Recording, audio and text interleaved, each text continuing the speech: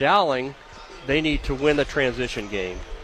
Dowling is really effective when they can run the floor and get out and utilize their quickness and their shooters. They need to be able to handle the defensive pressure, limit the turnovers, again, limit Valley's transition game.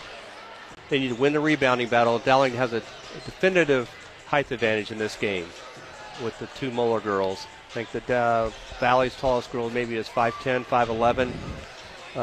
Dowling is, 6'3", 6'2". So they've got to be able to block out because Valley will attack the boards.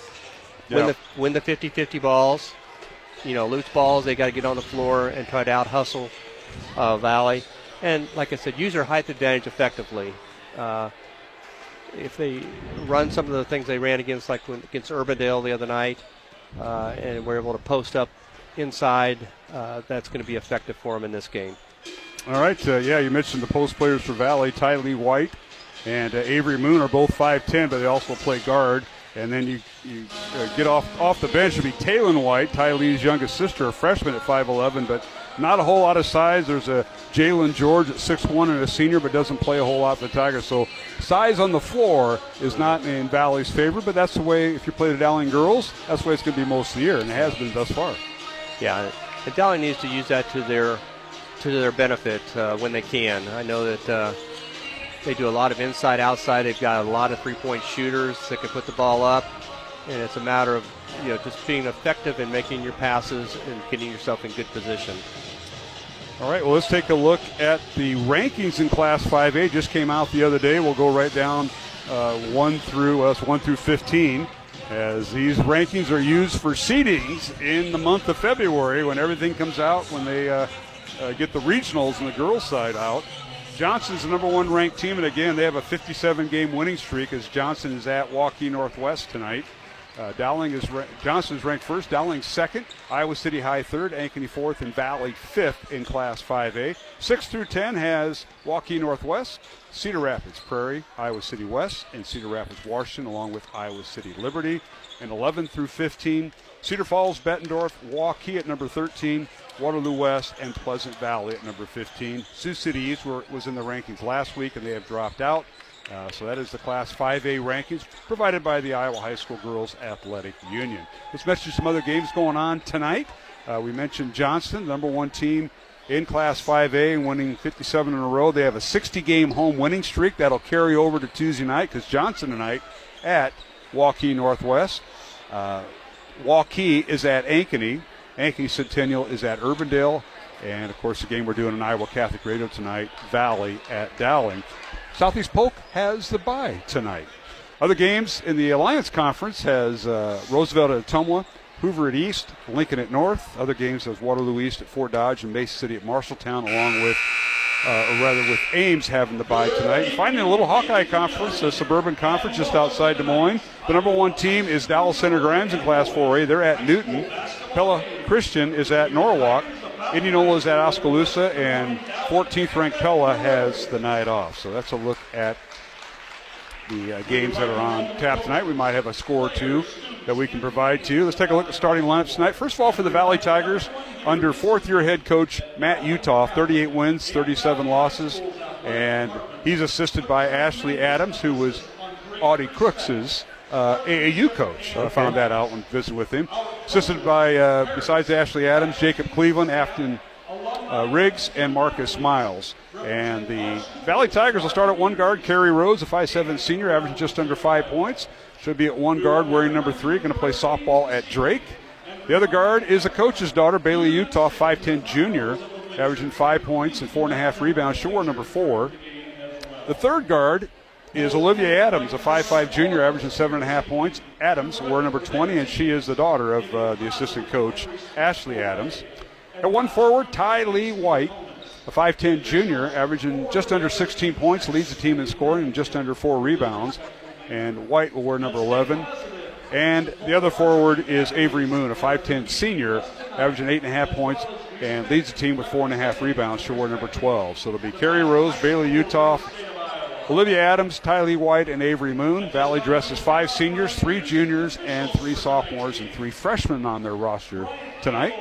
Tigers come in averaging just under 63 points on offense, give up 52 points on defense. They have wins over Cedar Rapids, Washington, Southeast Polk, and over second-ranked Waukee Northwest. Their only loss has been to Cedar Rapids, Washington. Their only loss has been to Ankeny last week. Now for Dowling Catholic. First time the Maroons have been home in a while, in about 10 days. Head coach is Kristen Meyer in her 10th year, 174 wins, 58 losses, assisted by Joel Danner and Audrey Francis, formerly Aubrey Faber. And the Maroons will start at one guard. Katie Moeller, 6'2 junior, averaging 19.5 points, leads the team. She'll wear number 11. The other guard is Nikki Moeller, her younger sister, a 5'11 freshman, averaging 6 points. She'll wear number 21. The third guard is Maddie Rice, a 5'8 senior, averaging 6 points. She'll wear number 25. And the fourth guard for Dowling, Adrian Sears, a 5'10 freshman, averaging 10.5 points. She'll wear number 31. And at center, Ellie Moeller, 6'3 senior, averaging 14 points, and leads the team with just under 10 rebounds. So that is the tail of the tape, our officials tonight. Pretty good crew, if I don't say so myself. Well, they're pretty good most days anyway. There you go. Brian Abel, Jason Alons, and Michael Johnson. So we appreciate having them here. And not a bad crowd. Wonder how tight it's going to get with our section behind us. You know, they have it walled off, the upper section of Dowling. So that's true. This is a top 5 matchup, second-ranked Dowling and number 5 Valley, Mike, before we go to break. Yeah, it looks like a really nice crowd. I think it's the Maroon Athletic Club youth night here. For the girls. For the girls, yes. Yep. They'll be signing posters upstairs. They asked me to go up, so if you just hold on the fourth quarter, I'll be down. I'll sign a few posters and come back. So photographs too. Well, those are extra. This is like Santa Claus. They charge you for taking pictures with Santa now. All right, we're going to take a break. Come back with the tip-off. It's Dowling and Valley here at the Dowling Gym in West Des Moines, alongside Mike Burkert. I'm Mark Amadell. We'll come back with a tip-off after these messages along the Iowa Catholic Radio Network. From Heron Lake to Clear Lake and everywhere at iowacatholicradio.com or the Iowa Catholic Radio app. Listener-supported Iowa Catholic Radio, connecting people to Christ. Hi, this is Dr. Dan Ryan, president of Dowling Catholic High School, and welcome to another season of exciting Dowling High School basketball. We are proud to be partners with Iowa Catholic Radio, not only broadcasting basketball, but also being partners in preparing Christ-centered leaders for life. Go Maroons! Hello, my name is Father Reed Flood. Let us pray together for the coaches, players, and trainers for this athletic competition this evening. In the name of the Father, and of the Son, and of the Holy Spirit, amen. Heavenly Father, we thank you for all your gifts. We ask that you bless all those involved in this athletic competition this evening. We ask that you keep them safe, and that they show good sportsmanship. We ask this through Christ our Lord. Amen. Saint Sebastian, pray for us. In the name of the Father, and of the Son, and of the Holy Spirit. Amen. Iowa Catholic Radio, connecting listeners to Christ every day with people like you. Hi, this is Father Chris Aylar at the National Shrine of the Divine Mercy in Stockbridge, Massachusetts. Thank you for listening to Iowa Catholic Radio. Iowa Catholic Radio needs you, whether it's assisting with events and...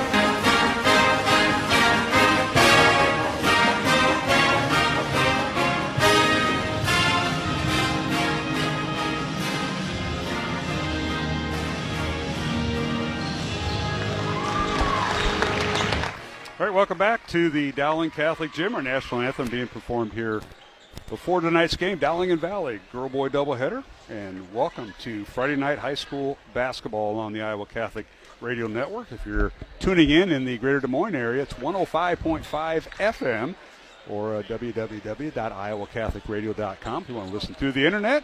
And, of course, the free Iowa Catholic Radio app, as you can download that at your discretion to listen through your phone. And I want to thank Bozen DeFlores, Ashworth Vision Clinic, and Iowa Wealth Management for supporting our broadcast throughout the season. And Mike Burkert, Dowling Valley, for the first time this year, they'll play each other twice. There'll be a return game over at the Valley gym, and I think they might let us in. I talked to the former athletic director. As far as he's concerned, I can walk right in, but there's current people there that may I might not get past the pass gate. Well, wear that disguise. Well, which one? Well, I've used them all. I've used them all. All right, well, we're about ready to tip off for Valley. It's Kerry Rose, Bailey Utoff. There'll be 2 Utoffs playing for head coach Matt Utoff. His oldest daughter, Bailey, who is verbally committed to Southwest Minnesota State at D2. And then the youngest one, Tinley, 5'6" freshman, will come in off the bench. So Dowling wins the tip. Maroons go right to left wearing their home white uniforms. Katie Muller with the basketball and gets in the lane. And she may have tweaked her ankle a little bit as she passed it off in the corner to Sears. And now in the lane, a shot no good, and rebound out to Valley. The Tigers running with Katie with the basketball in the front court. Just underway, Valley with the basketball. They go left to right towards the north basket. We're in their road black uniforms and orange stripes and numbers. And a little scoop shot in the lane, no good by Avery Moon. Rebound Dowling. Here's Katie Muller. Gets it to her sister Ellie in the lane. Her shot off the glass. Up and good. The basketball count and the foul on Valley. The first foul of the contest. As they'll whistle it on Ty Lee White, her first. And a nice job running the floor by Ellie Muller. So we talked about the transition game. They Valley missed the layup, and Dowling got the rebound, took it right down the floor, and got an easy basket and a foul. So Muller to the free throw line. Ellie, a 70% free throw shooter, really improved from a year ago, Mike, as she was down right around 50, lower 50%, and she has just improved that. That's true. She looks like she's worked really hard on that in the offseason. And she hits the free throw. Now Valley the other way, a corner three. It's up and no good by Bailey Utoff. Rebound Dowling. Here's Sears in the front court. Here's the freshman driving baseline and goes in and scores. Nice job by the freshman for the Maroons, Adrian Sears, as she took it all the way to the hoop and saw that her defender was kind of sagging off on her. And that gets a quick 30-second timeout from head coach Matt Utoff and the Valley Tigers. Yeah, I think Dowling took a little page out of the Valley Northwest game, in the fact that Dowling is attacking the basket. If you notice, the first couple of possessions, they have just taken it right to the hoop. Even when they missed that first shot, Katie Muller drove it right to the basket, got cut off, and this last time, Sears, she took it really just head down right to the basket. 5-0 Dowling. 6:58 remaining first quarter, so we don't even get a minute and 2 seconds into the game, and Coach Utoff calls timeout. Construction Professionals, Catholic Tuition Organization, Skeffington's Formal Wear, and Fast Signs and Clive are our supporters of Iowa Catholic Radio. Glad to have them on board. Valley with the basketball left to right in front of us towards the north basket. They're in a little wheel route, if you will. Avery Moon out, she dribble hands it off and gets it back. Moon shot up and blocked by Ellie Muller. Rebound Dowling and Katie Muller. Outlet pass goes to Maddie Rice. Skip pass over in the corner to the youngest Muller, and that is Nikki. Gets it out to her sister Katie. Dribbles down. Turnaround shot up. No good. Might have been partially blocked that time. Good defense that time by Kerry Rose, and Valley on transition. They get it down court. Dowling gets back. 5-0 Maroons as we approach the 6-minute mark of the first quarter. Yeah, that was a nice defensive play by the Valley girl. That was Rose. Yeah, it was. Now in the lane, a shot with the left hand, good by Avery Moon. Moon, the second leading scorer for the Tigers with her first 2 points. And it's 5-2 Dowling. Now here is Sears in the lane. Her shot is blocked, but she gets her own rebound. Now finds Maddie Rice down the lane. Layup good. Nice feed from Sears after she had her shot blocked. Found Rice on the cut. Yeah, she stayed with it. There was a nice defensive play by the Valley player, but she got the ball back. 7-2 Dowling, and now Valley the other way, and Kerry Rose underneath, and her shot is blocked out of bounds. It'll be Valley basketball. Kerry Rose headed to Drake on a softball scholarship. All these girls are multi-sport athletes. Avery Moon, we mentioned, headed to Grandview to play basketball. And the oldest Utah gal, a junior, headed to Southwest Minnesota State Division II, and now a turnover against the Tigers. And Dowling with the ball, leading 7-2. Here's Sears, dribbles baseline, gets it over in the corner to Katie Moeller. Out to Nikki Moeller. Nikki out to her sister Katie. Katie down the lane, stops. Good defense by Rose. Kicks it back out to Randy Rice. Back to Katie Moeller. A little scoop shot after she did a little pivot underneath from the right block. Good. And Katie with her first 2 points, and it's 9-2 Dowling. That's a really nice offensive move on her part there.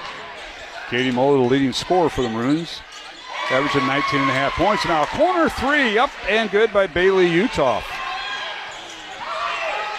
So it's 9-5, Dowling with the lead.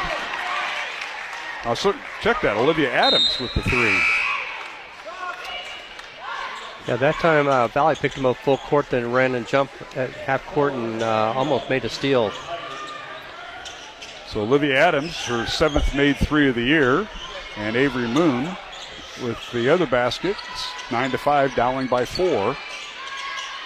Ball goes out of bounds, Dowling with it. Here's Katie Moeller, guarded by Jenna Fuller, who's in. Now Jenna, that's that instant offense you get. Here's a long three, no good by Katie Moeller, but offensive rebound, Dowling and Maddie Rice. Now Ellie Moeller just inside the right elbow, it's no good, and the rebound comes out to Fuller.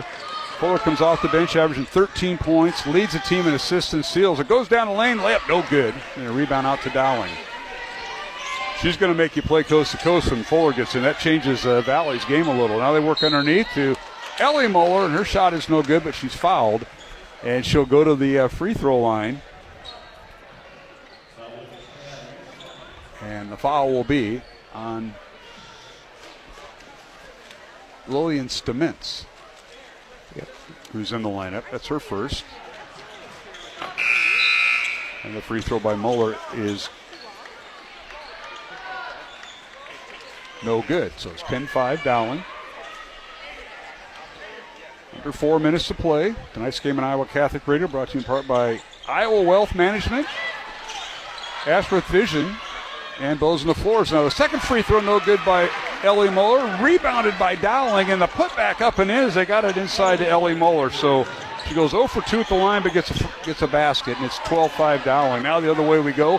Valley with the ball. Their shot no good. Rebound Maroons. Katie Moeller, her shot is blocked in the corner by Tylee White, and then bodies hit the floor, and that is Ellie Moeller hitting the floor. And the whistle and a foul on Utah. That'll be on Bailey, her first. Yeah, that was one of those the shot was blocked, and when Ellie Moeller with the rebound, she got accidentally undercut there. A little scary there for a second. And she's also wearing the face mask. And what do they do? Shot clock? You got to reset? Yeah, it didn't hit the rim. Okay. So 12-5 Dowling. Maroons inbound the ball. Here's Sears with it to Katie Moeller. Looking inside for her sister Ellie. Can't find her. Now finds a cutting Maddie Rice. Olivia Meredith in the lineup for Dowling, number 5. She replaces Nikki Moeller. Now here's Katie underneath. Her shot up and no good, but a whistle and a foul will be on Fuller. That'll be Jenna Fuller's first foul. Fuller, a 5'5 sophomore, could easily be a starter because she brings in numbers, Mike. Leads the team with 16 steals. Leads the team in assists with 2.5. And is right in the top 3 in points, but she comes off the bench, and for Coach Utah gives you that spark. Yeah, she's their second leading scorer, averaging over 13 points a game. And so she's one of those, gets a chance to see how the game flow goes and can come in and change it.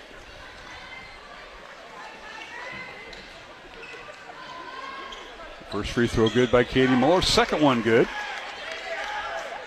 She has 4 points tonight, 14-5, Dowling's lead. Their largest at 9 here in the first quarter with 3:15 to go. Valley with the basketball. There's Moon with it. Avery hands it off to Utah. This is Bailey Utah. Works the left side. Now a long three up and no good by the Tigers. That was by Tinley Utah. Rebound out to Dowling. Here's Meredith with it. Gets it out to Ellie Moeller, top of the key. With under 3 minutes to play, Maroons up 9. Here's Katie Moeller. Drives against Tinley Utah, loses the basketball. Good job by the freshman who took it away from Katie Moeller. A long three, up, good. Nice shot by Carrie Rose. That is her fourth three of the season, and it cuts the Dowling lead to 6, 14-8.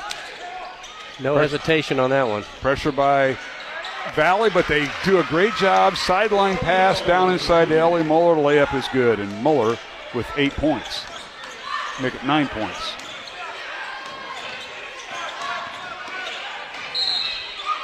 Now we got an illegal screen as Valley has the ball on the Tigers. I think they're going to get Fuller for it. We'll see what Jason Alon's. Yep. Yeah, they called a blocking offensive foul. Second foul on Fuller. As Nikki Muller will check in for Maddie Rice in the Dowling lineup. So all three Mullers in the lineup with Sears and Maddie Rice. Yeah, that was a critical foul on Fuller. She's kind of one of those that the engine that makes it go. And for her to get her second foul here with 2 minutes to go in the first quarter, it's a tough one. I should say three Mullers along with Olivia Meredith and Maddie Rice. Now a turnover against Dowling as the pass out beyond the three-point arc goes astray, and Valley will throw it in. 16-8, Dowling with the lead. Minute 50 remaining here in the first quarter. Radio only tonight here on the Iowa Catholic Radio Network. Glad you could join us. Alongside Mike Burkert, I'm Mark Amadale. Aiden Pugh, our studio producer on this Friday night. Now a long three by Carrie Rose, right wing, good!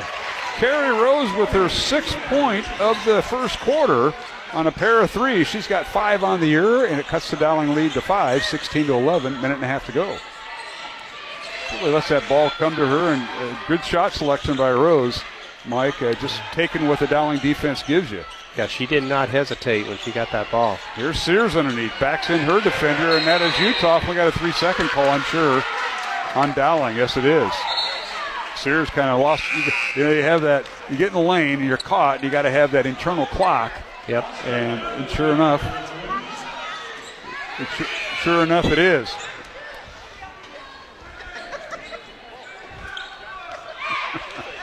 All right, Dowling back on defense. And into the maroon lineup is Molly Austin, number 15, for the first time tonight in the final minute of the first quarter. 16-11, Dowling. Valley with the ball. Long three coming by Tylee White. Good from the top of the key. So Tylee with her first 3 points tonight. She is their leading scorer for Valley, averaging just under 16 points. Cuts the Dowling lead to 2 with 44 seconds remaining. And now Katie Moore with it. In the corner to Meredith. Dribbles baseline. Now it's cut off and loses it out of bounds. So turnover against Dowling, and that'll get the Maroons. Maddie Rice in the lineup for Olivia Meredith. Yeah, that's Dowling's 4th turnover in the last 5 possessions, so they're kind of letting them back in the game. Yep, 4 in the last 5 possessions. Wow. Hey, can you stick around and train the guy that does the boys game with me about your statistics, because he just looks lost. They're never right, even what he does keep. Yeah, he does a great job. Oh, don't encourage him. Now here's a steal by Dowling after Valley had the ball. Katie Muller underneath, and she has the ball knocked out of bounds, and a foul on Valley. And that'll be whistled on Tylee White. Good job by Katie Muller. Got in the passing lane and tried to go coast to coast, but she'll get 2 free throws here.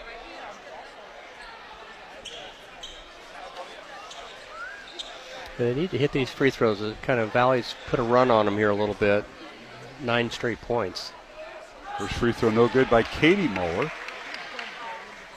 Katie averaging 19.5 points a contest, 6.5 points, 6.5 rebounds a game, and has 20 made threes, leads the team. Second free throw no good.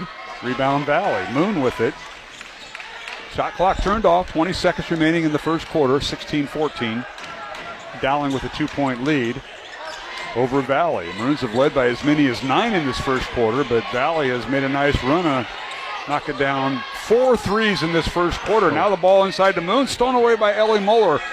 And the shot at the horn is up, and they're going to wave it off. They're going to wave it off, says the official right there, Michael Johnson. So we've come to the end of the first quarter with the score. Dowling Catholic 16, the Valley Tigers 14. Alongside Mike Burkert, I'm Mark Amadale, back with the second quarter in 1 minute along the Iowa Catholic Radio Network. From Round Lake to Rising Sun and everywhere at iowacatholicradio.com or the Iowa Catholic Radio app. Support for programming is provided by Construction Professionals, serving customers through a proven process, creating unique design, functionality, and artistic beauty. Construction Professionals is a Catholic family business built on a strong foundation. cpcustomhomes.com. Support for programming provided by Iowa Wealth Management, a fee-only investment advisory firm helping clients grow and protect their wealth, offering personalized investment strategies as well as financial and estate planning. Learn more at iowawealth.com, committed to creating peace and purpose in your finances. Programming supported in part by Skeffington's Formal Wear, in business since 1951 with locations in Des Moines, West Des Moines, Coralville, and Ankeny. Skeffington's Formal Wear, online at skeffingtons.com. Thank you, Skeffington's Formal Wear, for your support of Iowa Catholic Radio.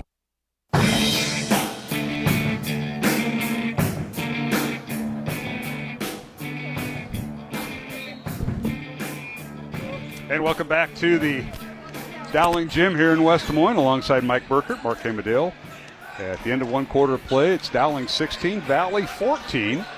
As number 2 Dowling and number 5 Valley in Class 5A girls. And now the Tigers with a corner 3 to start the second quarter possession. It's no good by Tinley, Utah. Ball goes out of bounds. It'll be Dowling basketball.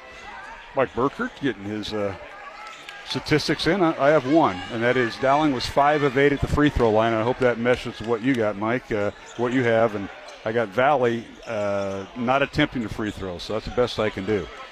Yeah, first quarter, Dowling was shooting 6 out of 12, 50%, and Valley was 5 out of 13. So Valley hit 4 out of 7 three-pointers, which made a yes, big they difference. did. They knocked down 4 of them.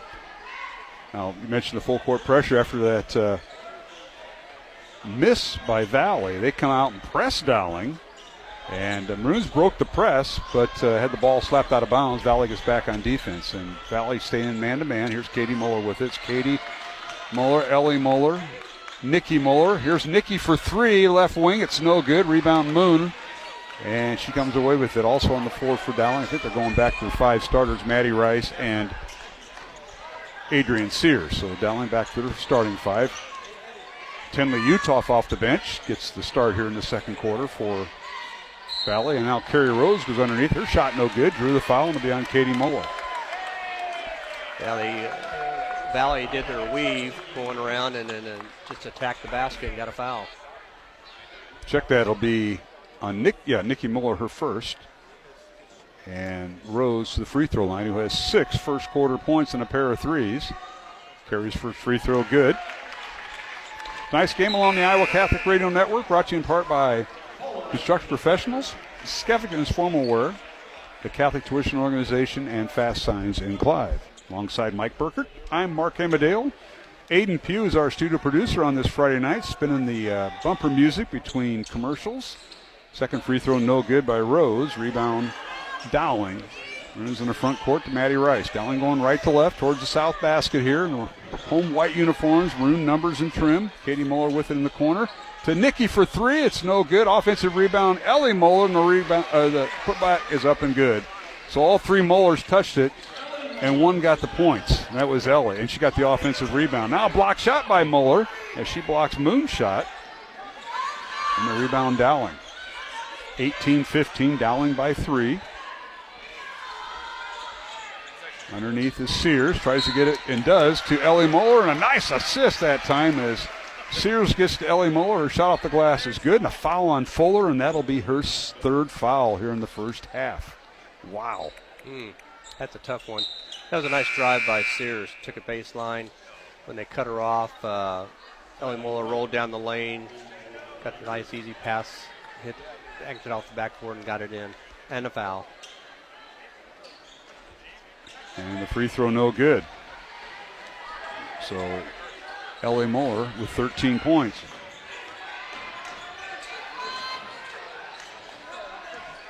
Valley with the ball in the front court. With it is Olivia Adams. Leaves it for Tylee White. White dribbles to the free throw line, guarded by Katie Muller. Size differential there. Now out to Carrie Rose. Rose guarded by Nikki Muller. Underneath, left-handed scoop shot, no good. Out of bounds to Dowling. Good defense that time by Nikki Muller. And now here's the full court pressure by Valley. It'll be man-to-man. Yeah, they're going to pressure it and you watch it jump. Watch It's not the Barracuda, is it? No, not Barracuda. Not yet. See her come running up. All right, Dowling breaks the press. A backdoor cut layup, good. Good pass by Maddie Rice as she found Nikki Muller for her first 2 points. And it's 22-15, Dowling by 7. Moon in the front court for Valley. Lisa for Rose. Now they get over in the corner to Olivia Adams. On a corner three up, good. Oh, smooth shot by Adams. That is her second three of the night and her 8th of the season. And it's 22-18, Dowling by 4. The Tigers force a loose ball and picked up by Bailey Utah. Good defense over there in the corner. Turnover against Dowling. Here is Moon with it. Lisa for Rose. Rose in the lane. Cut off. Lisa for Utah. Bailey with it on the baseline. Gets it to Olivia Adams. Now back out to Utah. Now to Moon. Underneath, guarded by Muller. Won't shoot it. Size differential there. And that is a height differential between Ellie Muller and anybody else. Now 10 on the shot clock. Rose saves it from going in the over and back. 5 on the shot clock. With it is Adams. Down the lane she goes. Layup is no good. Rebound Dowling. Katie Muller moves with a 4-on-3 fast break. Katie, left elbow. Now down the lane. Layup off the glass, good. And Valley girls are getting gassed right now. You can tell that. Katie with her 6-point. Yeah, Dowling just kept attacking that time, and that one could have been an and one. A long three, no good by Olivia Adams. For Valley. Rebound Dowling. Maroons lead by 6. 4 minutes left to go, first half. And now in the corner, it's Nikki Muller for 3, and it's good. For a timeout here. Yep. Timeout? Yes. Dowling. And Nikki Muller with her 5th point. And let's see what Jason Alon says. This will be a full timeout. We'll take it with him. 3:56 remaining, second quarter. Dowling girls leading 27-18 over West Des Moines Valley on the Iowa Catholic Radio Network. Bishop William Johnson of the Diocese of Des Moines gets personal with his guests, discussing both their personal and spiritual life. Making It Personal, Saturdays at 8 a.m. and Sundays at 11 a.m. Central on the Iowa Catholic Radio Network, connecting people to Christ. Fast Signs is a custom sign and visual solutions company with an extensive selection of digital signage, interior and exterior signs, banners, and vehicle wraps. Learn more at fastsigns.com. Thank you, Fast Signs in Clive, for your support of Iowa Catholic Radio. Support for Iowa Catholic Radio is provided by Bozen the Florist. Valentine's Day, Mother's Day, weddings, whatever the message, say more with Bozen. Bozen.com. 515-244-ROSE. Bozen makes the moment mean more. It's the Catholic Morning Show with Bo Bonner, Matt Wilkham, Aiden Pugh, and Alexia Baker. Coming up Monday, Patrick Smedeke from the Diocese of Davenport shows how Advent can teach us an incarnational evangelization. Dr. Jim Blessman joins us fresh from his latest journey to help bless those in need in rural South Africa. Checking in with Jostopoulos, plus we'll have all the news, sports, and weather, and Saint info to get your week started right. The Catholic Morning Show, weekdays at 7, only on the Iowa Catholic Radio Network, connecting people to Christ.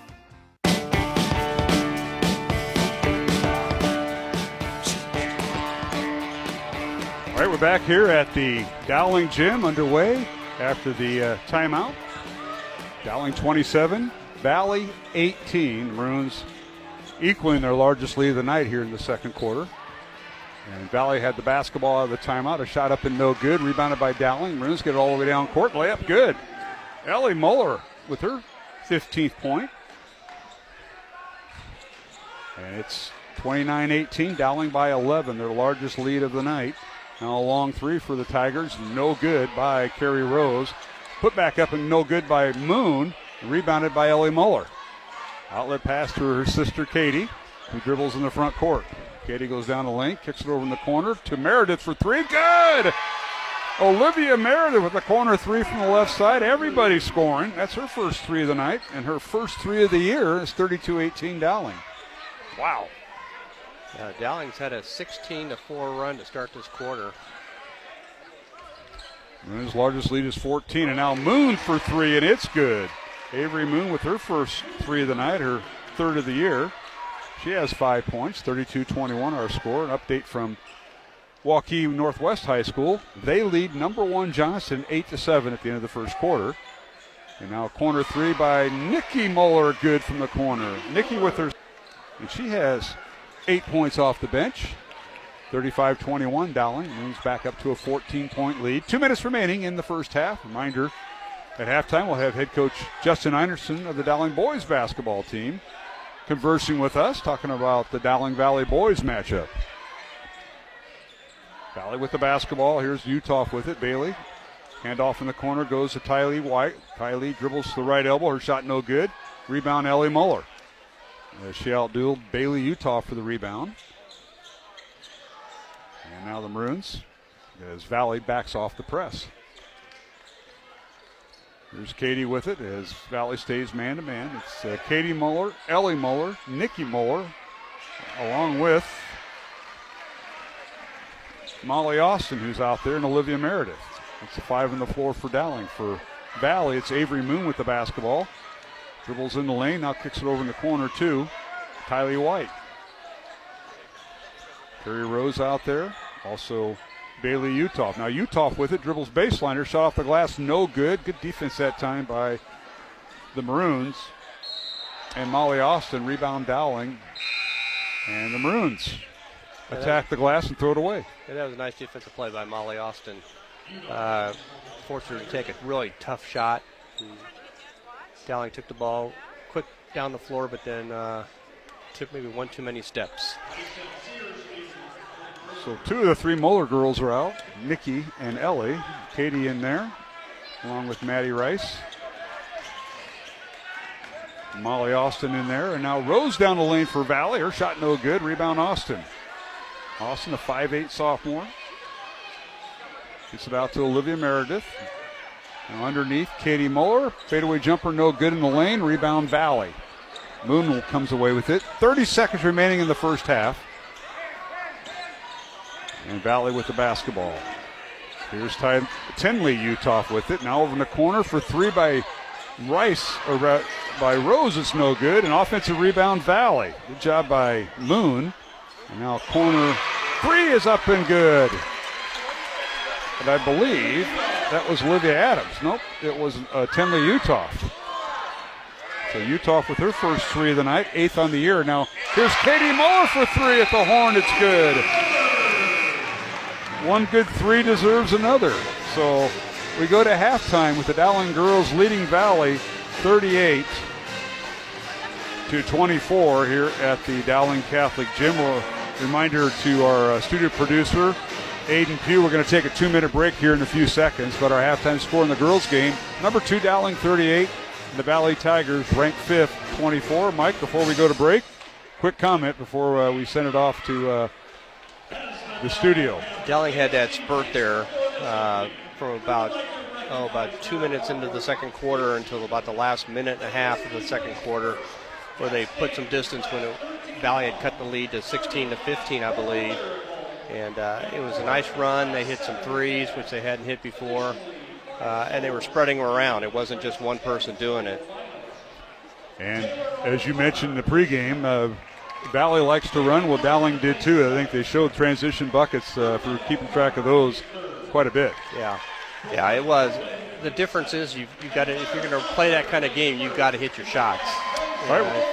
We're going to take a 2-minute break and come back with our halftime guest, the Dowling boys head coach Justin Einertson, alongside Mike Burkert. I'm Mark Amadale. Halftime score, Dowling 38 and Valley 24 here in this girls contest. We'll talk boys basketball when we come back on the Iowa Catholic Radio Network.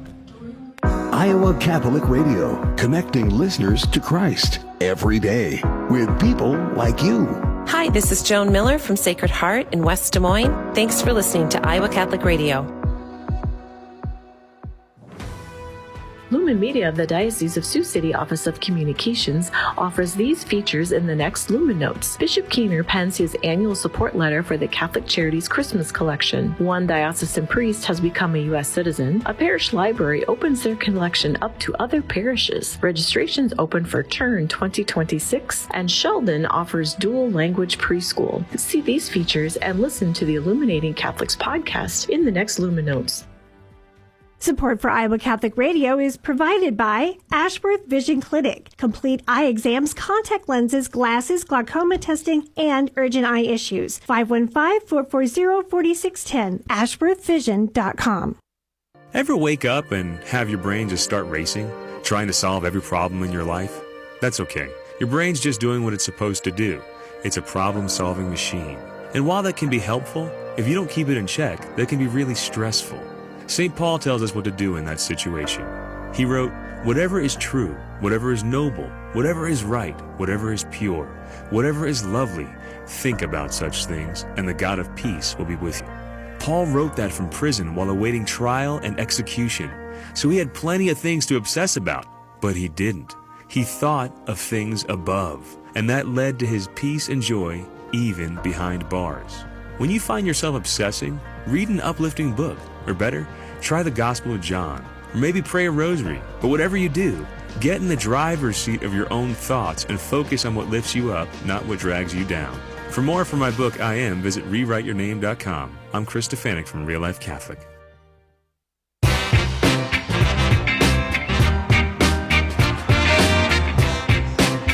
Welcome back to the Dowling Gym. Friday night high school girls and boys basketball. Halftime of the girls game. It's Dowling Catholic leading West Des Moines Valley 38-24 in the battle of top 5 teams. Now joined by the boys head basketball coach at Dowling, Justin Einertson. Coach, good to see you.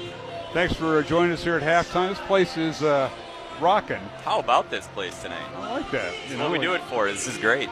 Yeah, well, what a beautiful way to get the day started. I mean, I was out here this afternoon for candlelighting. Yeah, that's what a beautiful experience. I saw you carrying packages out to God knows where in the parking lot, and you looked like you were underwhelmed a little bit. I got the one with all the cans in it, and I think Nicholson got the pillows. So, I mean, if he works hard enough for me, I'll take the heavy one. If you haven't been to a Dowling candlelighting once a year, you should go. It's the first time in 20 years that I've been. Oh, it's incredible. It's incredible, and I should go more often, but daughter's senior year, and so you better start going to these, Dad. And yes, sir. I have. So, all right. Well, we got the basketball game coming up. Dowling and Valley. Now we haven't seen you. We didn't see Tuesday night's game. I heard a lot about it. I heard there was an ambulance brought in. Well, I heard there was an ambulance in the girls' game. Yeah, that was scary. And that was scary. And that young lady is doing well. Yep. I talked to Andy Pollock, who does the Ankeny live stream, and he said she's doing much better and will hopefully be at the game tonight. But you had a game too, and I saw the score, low-scoring game. We got a shot clock, you know. I didn't think scores would get in the 40s. Well, they used it. They used it. You know, I give them a lot of credit. I've been in that situation before where you try to slow it to a crawl, and we actually did the same thing against Northwest in the playoffs a couple years back, where we tried to run something into a set play at the end of the clock, and that's not exactly what they were doing, but it appeared that way. So sure. There were only 40 possessions each way, which is very, very low, and we had to be sharp, and to be honest with you, we weren't. You know, we were 2 of 17 from 3. We didn't turn it over a ton. A lot of our turnovers were actually in transition trying to make something happen, so I don't get too upset about those with the type of athletes that we have. But our defense and rebounding really won the day. You know, I don't remember what the exact number was, but we handled the boards very well and held them to 15 points in the second half, and that's what got us the win. Well, you did. 46-42 the final. Have their whole roster gutted. Head coach retired. And they have one player that played, I think he started a few games last year, Keen Jorgensen, he'll be one of their starters, but everybody else is new. Or we're practicing against the guys that won the 3 state titles. And this is a different Valley team and a different coach. And head coach Brian Rickey, who was on the staff last year with B.J. Windhorst. But what do you know about the Tigers other than what you see on film and the matchups tonight? Yeah, the guard play is really good. You know, we kind of knew that going into the season because we saw them in Fall League, and we're pretty impressed with what their guards were able to do. One-on-one, they're all really tough. You know, it's all down the line. So, you know, we got to make sure that we stop them, keep them out in front of us, and don't let them get hot. Kind of like Lincoln last week. When you let them hit one, they're microwaves. So the goal is to keep up that defensive effort and intensity and hold them to one shot and try to score in transition on the other end. Well, they like to get up and down the floor, although their size, a young man who just came out for basketball after his freshman year, Eddie Heibels, who's going to go to college on a golf scholarship. He's their 6'5" postman. And then Braden Schoberl, who we saw a lot at tight end. Yeah, for sure. I mean, Heibels reminded Sam Young, who runs all of our scouting, kind of Joe Broderick. And I think that's a fair comparison. He's really, really relentless on the boards. Makes a big difference for them. And, you know, I think it's going to be a tough challenge on the front court and the back court for us. Well, the Tigers looking for their first win this season and for their brand new head coach. And We look at the Dowling team, and your team got a little nicked up here in the last week since we saw you last Friday night, but the Maroons are going to run out a little bit different lineup as Evan Mitchell gets the start. Yeah, we just really how we're playing with two bigs on the floor. So we also like Sam coming off the bench to give us a scoring punch. That'll be a nice boost for us. Evan has been incredible defensively. You know, he got banged up on Tuesday night. I didn't even know until after the game. So he fought through it as you would expect for a football kid, right? We get all the way through the game, and then he lets me know. And he missed about a practice and a half. Didn't do anything live, but looks good tonight. Hi, Coach. How you doing? Good. How are you doing? Great. Congratulations on your start to the season. I will take that after tonight, but thank you. My question, I guess, is more the coaching question. What improvements have you seen from your team from day one? It was about 3 weeks in now.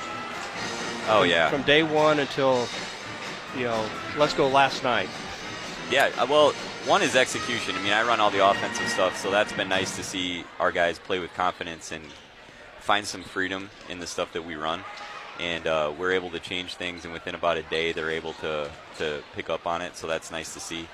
Defensively, that's really been the big boost. You know, we had an inter-squad scrimmage because our scrimmage got canceled, and our defensive effort was really poor. And part of that was just the lineups that we were trying to put together, so we figured out what works and what doesn't work for us, but the attention to detail and the intensity on the defensive end has really gone up. And, honestly, I thought last year we were a good defensive team, but I don't think we would have won that game last year with that type of offensive performance. So that was nice to see us win a game solely due to defense and rebounding. All right, we're visiting with head coach Justin Einertson. Coach Burkert, you have one more before we go to break here. Your last shot at him. Let's see. Let's grill him. I didn't have another one made up here. Let's see. What do you want for Christmas? I don't know. I mean, it's funny because my wife asked me that, and I said shoes, and she goes, "You got enough shoes?" In that exact tone, if you're wondering. So I don't really think about that much. I'm really looking forward to spending time with family. We're able to go to our home church for the first time in years this year, which would be nice, kind of a change of pace. But just getting together, with my mom, the Wisconsin crew, seeing my kids open their presents, that'll be all I want. I mean, I'll take a victory tonight if that's on the table. I really thought I thought Coach Einertson would ask season tickets to the brand new soccer stadium that's going to be built here in a few years. I think Mrs. Einerson will definitely be searching those up. There you go. There you go. Coach, thanks a lot. We'll hope to talk to you at the end of the game, and maybe a player or two. Best of luck to you, and hope the team stays healthy and plays through that stuff. Oh, we'll fight through it. I know you will. Next man up. All right, that's Justin Einertson, Dowling boys coach. We'll be back after this 1 minute break. Our score, 38-24, Dowling girls leading Valley here at halftime of the girls contest. Back in 1 minute along the Iowa Catholic Radio Network. At noon, Monday through Friday, the doctor is in. Dr. Ray Garendi helps you with personal problems and professional questions. You'll love his fun approach and practical advice. The doctor is in on the Iowa Catholic Radio Network, connecting people to Christ. Support for programming is provided by Construction Professionals, serving customers through a proven process, creating unique design, functionality, and artistic beauty. Construction Professionals is a Catholic family business built on a strong foundation. CPCustomHomes.com.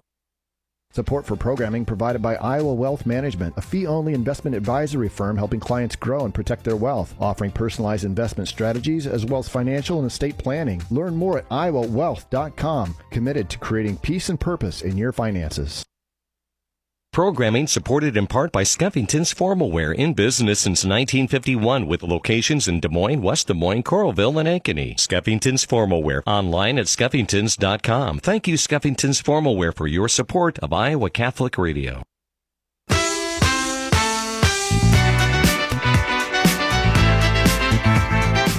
right, we're back here at the Dowling Gym, underway in the second half. 38-24 is our score. That's what it was at halftime. And Dowling Valley on the offensive end. A three-pointer no good by Bailey Uthoff. And then offensive rebound Moon, and her putback no good. Rebound Dowling and Maddie Rice. 38-24 Maroons as we're underway here in the second half. Now they have Ellie Muller posted off the glass. Her shot no good. Fight for the rebound, and Sears comes away with it for Dowling. So it's the three Muller sisters with Adrian Sears and Maddie Rice at Dowling 5. Here's Katie Muller for three, left wing, good. Katie now lighting it up as she has 10 points, had 7 at halftime. That's 3 people in double figures now for Dowling. That's been the case most of the year there, Mike. We'll get a moment. We'll get our first half stats. 41-24 Dowling. The lead has grown to 17 after being at 14 in the first half. And now a pass underneath. Ball batted around, and Bailey Utoff gets possession of it. Now leaves it on the baseline back to Sears. 6 minutes remaining, and here's Ellie Muller, top of the key for 3. It's no good. And saved from going out of bounds by Maddie Rice into the hands of Valley. Here's Utoff with it, gets it over to Tylee White for 3. It's no good. And the rebound, Dowling. Here's Sears with it. And Coach Meyer right in front of us say, hey, let's settle down. We want to play up tempo, but let's gather our thoughts. There's Muller with it. Katie gets over in the corner to her youngest sister of the Mullers, and that is Nikki. On top of the key to Sears. Valley stays man-to-man. Maroons lead 41-24. 5.5 minutes remaining. Ellie Muller pulls up in the lane, kicks it out to Katie. Corner 3, left wing, good. Katie Muller with her 16th point tonight, and that is her third 3 of the night, and it's 44-24, Dowling by 20 here, Mike. Yeah, it's really tough to defend Dowling when they got that 3-point shooting going. Now underneath is Utoff, and Bailey's turnaround shot in the lane, good.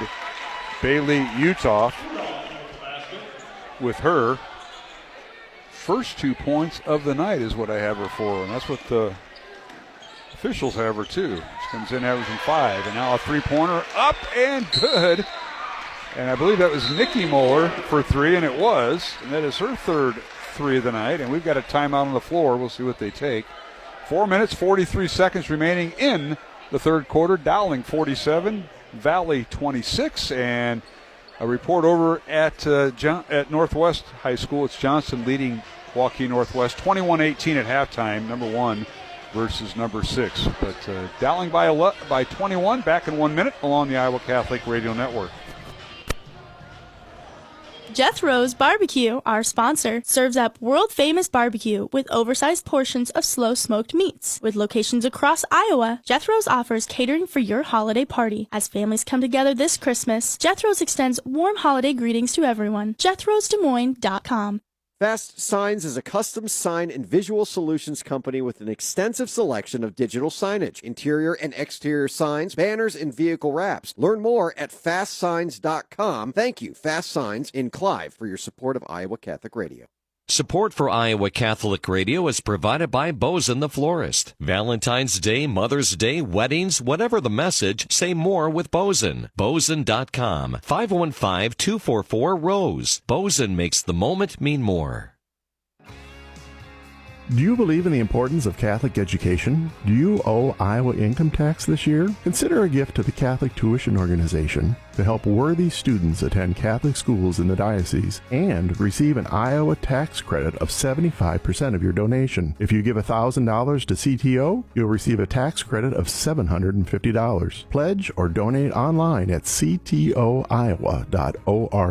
The bottom line, it's for the kids and their futures.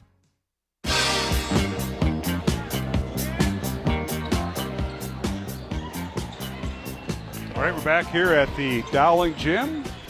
47-26, Dowling girls leading by 21 over 5th-ranked Valley, alongside Mike Burkert, Mark Amadeo, as it'll be on the Valley Tigers. And Mike, go ahead with some of those first half stats we haven't gotten to yet, but we'll do it now. Yeah, Dowling shot 56% in the first half, and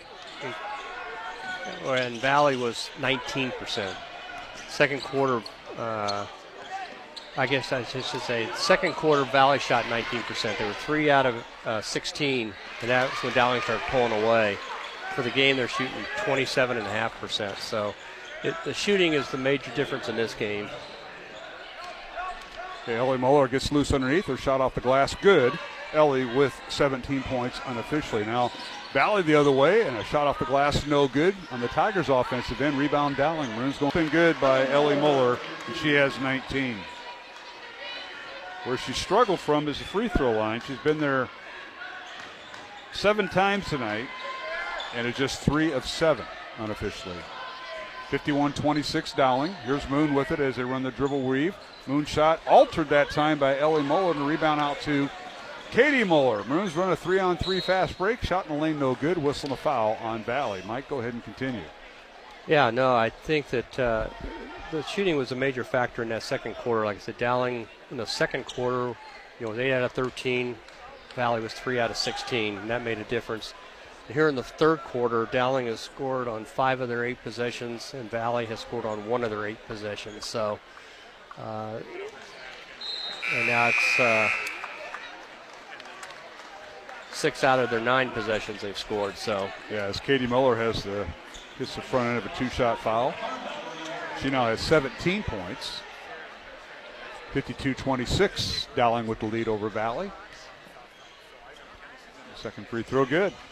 18 points for Katie Muller, the middle sister of the 3 Muller sisters, and she's the leading scorer for Dowling. And underneath, a shot by Valley, no good by Jenna Fuller. The shot was partially blocked that time by the Maroons, and Molly Austin, who's in there. Rebound Dowling. Here's Katie Muller. Underneath, pull-up jumper short, and rebound Valley. Terry Rose with the rebound, and she gets into the ball in the front court. Now Valley has the ball in the corner, coming off a ball screen. Good move that time by Olivia Adams. 53-26 Dowling, 2:43 remaining, third quarter. A long 3, no good by Tenley, Utah. Rebound Dowling. The Maroons go in transition. They get it to Austin, and she travels with the basketball. So a turnover against the Maroons. Yeah, Valley started this third quarter 1 out of 11 from the field this quarter. And they shot the first half. You had them shooting from the field like under 20%. Right. Wow. Now a long 3 up and no good. Was that ball deflected? The Valley Dowling basketball. Everybody thinks so, but the referees. Well, nothing said. That long 3 by Tylee White was not blocked. Maybe everybody but the referees and Dowling. And the rebound out to Dowling. Substitution now. Sears back in for the Maroons. Also in there for Dowling will be Tess Carmichael, number 33. And now Sears loses the ball in the backcourt. And Valley comes away with it. Layup good. And Sears shaken up. Basket by Carrie Rose. And that is her 9th point. And we got a stoppage of play as young freshman Adrian Sears shaken up. Might have slipped on something or tripped over someone. And she's going to come out of the lineup, and Katie Muller will go back in. Yeah, it looks like an ankle. Those are never fun. Now Valley picking up full court pressure. As Carmichael gets it into Katie Muller. Now Carmichael in the front court. Runs the point. Tess Carmichael, 5'7" sophomore. One of 5 sophomores on this Dowling roster. And underneath, Katie Muller. Layup is good. The basket will count. And a foul on Carrie Rose of the Valley Tigers. That's her first. And it'll be an and 1 coming up for Katie Muller, who now has 20 points. Yeah, that was a nice move. Tonight's game in the Iowa Catholic Radio Network brought to you in part by Iowa Wealth Management, Ashworth Vision Clinic, and Bozen the Florist. Free throw good by Katie Muller. She has 21 points unofficially. It's 56-28. Dowling with the lead. Valley with the ball. Jenna Fuller playing with 3 fouls in the lineup. Puts up a shot. It's no good. Rebounded by Tenley, Utah. And now a second chance for Valley. 3-pointer good. It's Olivia Adams for 3. That's her 3rd 3 of the night. She's got 9 points. Full court pressure by Dowling, or by Valley, and Dowling gets across the timeline. Here's Carmichael with it over to Meredith. Olivia's pass goes back to Carmichael. Now on the corner to Meredith underneath. Layup good. Oh, and off the rim, no good. Back to Katie Muller. And a second chance, her shot no good. Maddie Rice with the rebound. The putback with the left hand good. Maddie Rice, her 4th point. 58-31 Dowling. 27-point lead for the Maroons. The ball tipped out of bounds by Dowling as both teams playing a little up-tempo here, Mike. We haven't had one shot clock violation as part of your turnovers. Not even close. Not even close. Final minute of the third quarter, Dowling by 27. Valley with the basketball and going right to left towards the north basket. And here is Carrie Rose's shot off the glass, no go to the left hand. Rebound Dowling. Meredith with it, out to Katie Moeller. Moeller between the circles, guarded by Rose. Dribbles down the lane. Now kicks it back out. A long three coming. Up and no good by Maddie Rice. She gets her own rebound beyond the three-point arc. And the Maroons get a shot clock turned off. 25 seconds remaining. Maroons are trying for one final shot as Katie Muller's double team at half court. Now gets it over to Molly Austin. Back to Katie Muller. She's going to get double teamed again. And they get it to Maddie Rice. Rice with it. She's tied up by Tylee White and it's knocked out of bounds off White. So 7 seconds remaining. Mike, you got to play? I think I get the ball to Katie Muller. Sideline out of bounds play? I get the ball back to Katie Muller. So she's throwing it in. That means she gets it back, right? Absolutely. That's why she's going to get open. Might get a screen here. Trying to think of a couple we ran that involve a screen. Yep. Katie looking, showing down the ball across from us. The ball's tipped. Meredith has it. 5 seconds. Olivia down the lane. The shot off the glass is up and good. The basket will count. The foul on Valley with 3 seconds remaining. And that foul is on Tenley Utah, her first. Obviously, I didn't listen to us on that one. No, that's a Joel Danner thing. He just totally blew us up. And Meredith with her 5th point of the night. Free throw no good. And shot at the horn won't count. So we've come to the end of the 3 quarters of play with the score. Dowling Catholic 60 and West Des Moines Valley 31. Alongside Mike Burkert, I'm Mark Amadale. We'll return with the 4th quarter in 1 minute along the Iowa Catholic Radio Network. Iowa Catholic Radio, connecting listeners to Christ every day with people like you. Hi, this is Tom Donnelly at St. Augustine Parish in Des Moines. Thanks for listening to Iowa Catholic Radio. Iowa Catholic Radio is supported by our listeners and business underwriters as we connect people to Christ while bridging the gap between the church and the marketplace, seeking God in both. If you own a business that you'd like to use to help further this mission, email me, August, at iowacatholicradio.com, and we encourage you to thank the many businesses who choose to underwrite programming on the Iowa Catholic Radio Network. Your presence is vital as we participate in the church and the marketplace, seeking God in both. Support for Iowa Catholic Radio is provided by Ashworth Vision Clinic. Complete eye exams, contact lenses, glasses, glaucoma testing, and urgent eye issues. 515-440-4610. AshworthVision.com.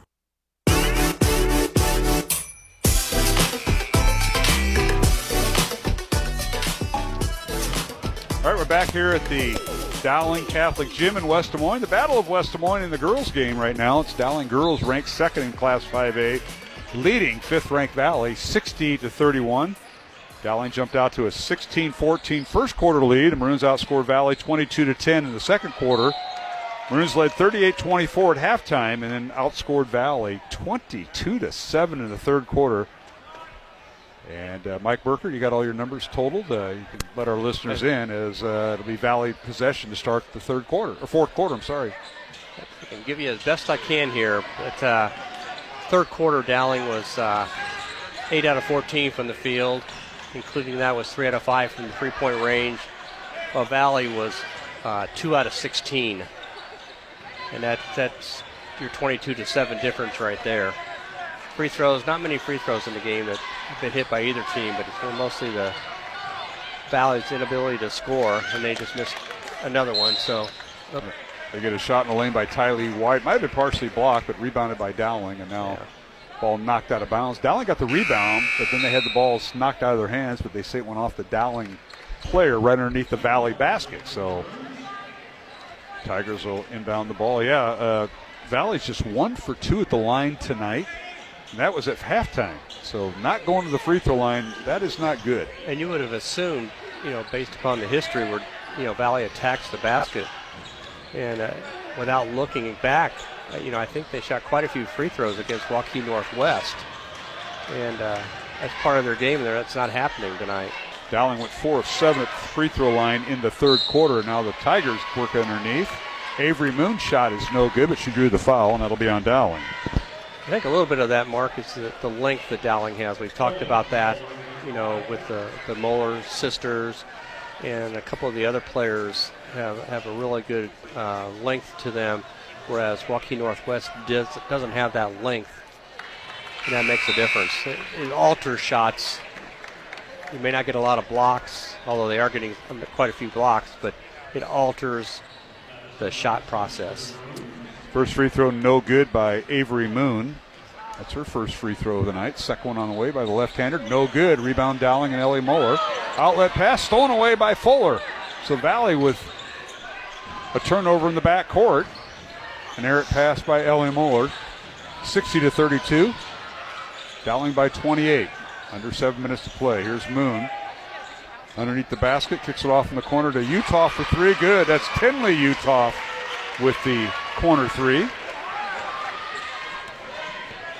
And that is her 6th point of the night. Dowling the other way. And now Katie Moeller has the ball stolen away from her. There's Bailey Utah with it. And tries to get it over to Moon. She nearly lost it. And Valley recovers. Here's Utah with it. Underneath to Moon. Layup good. Avery Moon, and now the Tigers putting a little run here together. Dowling has 3 consecutive turnovers to start the 4th quarter here. Dowling with the ball, and underneath Nikki Moeller, and we got an offensive foul. Offensive foul on the Maroons. They say Ellie Moeller cleared out, I believe. And she did. Second foul on Ellie. Cleared out with her forearm. NFL would have called that a blindside block. Football term, Mike, but yeah. I get it sometimes. Here we have those.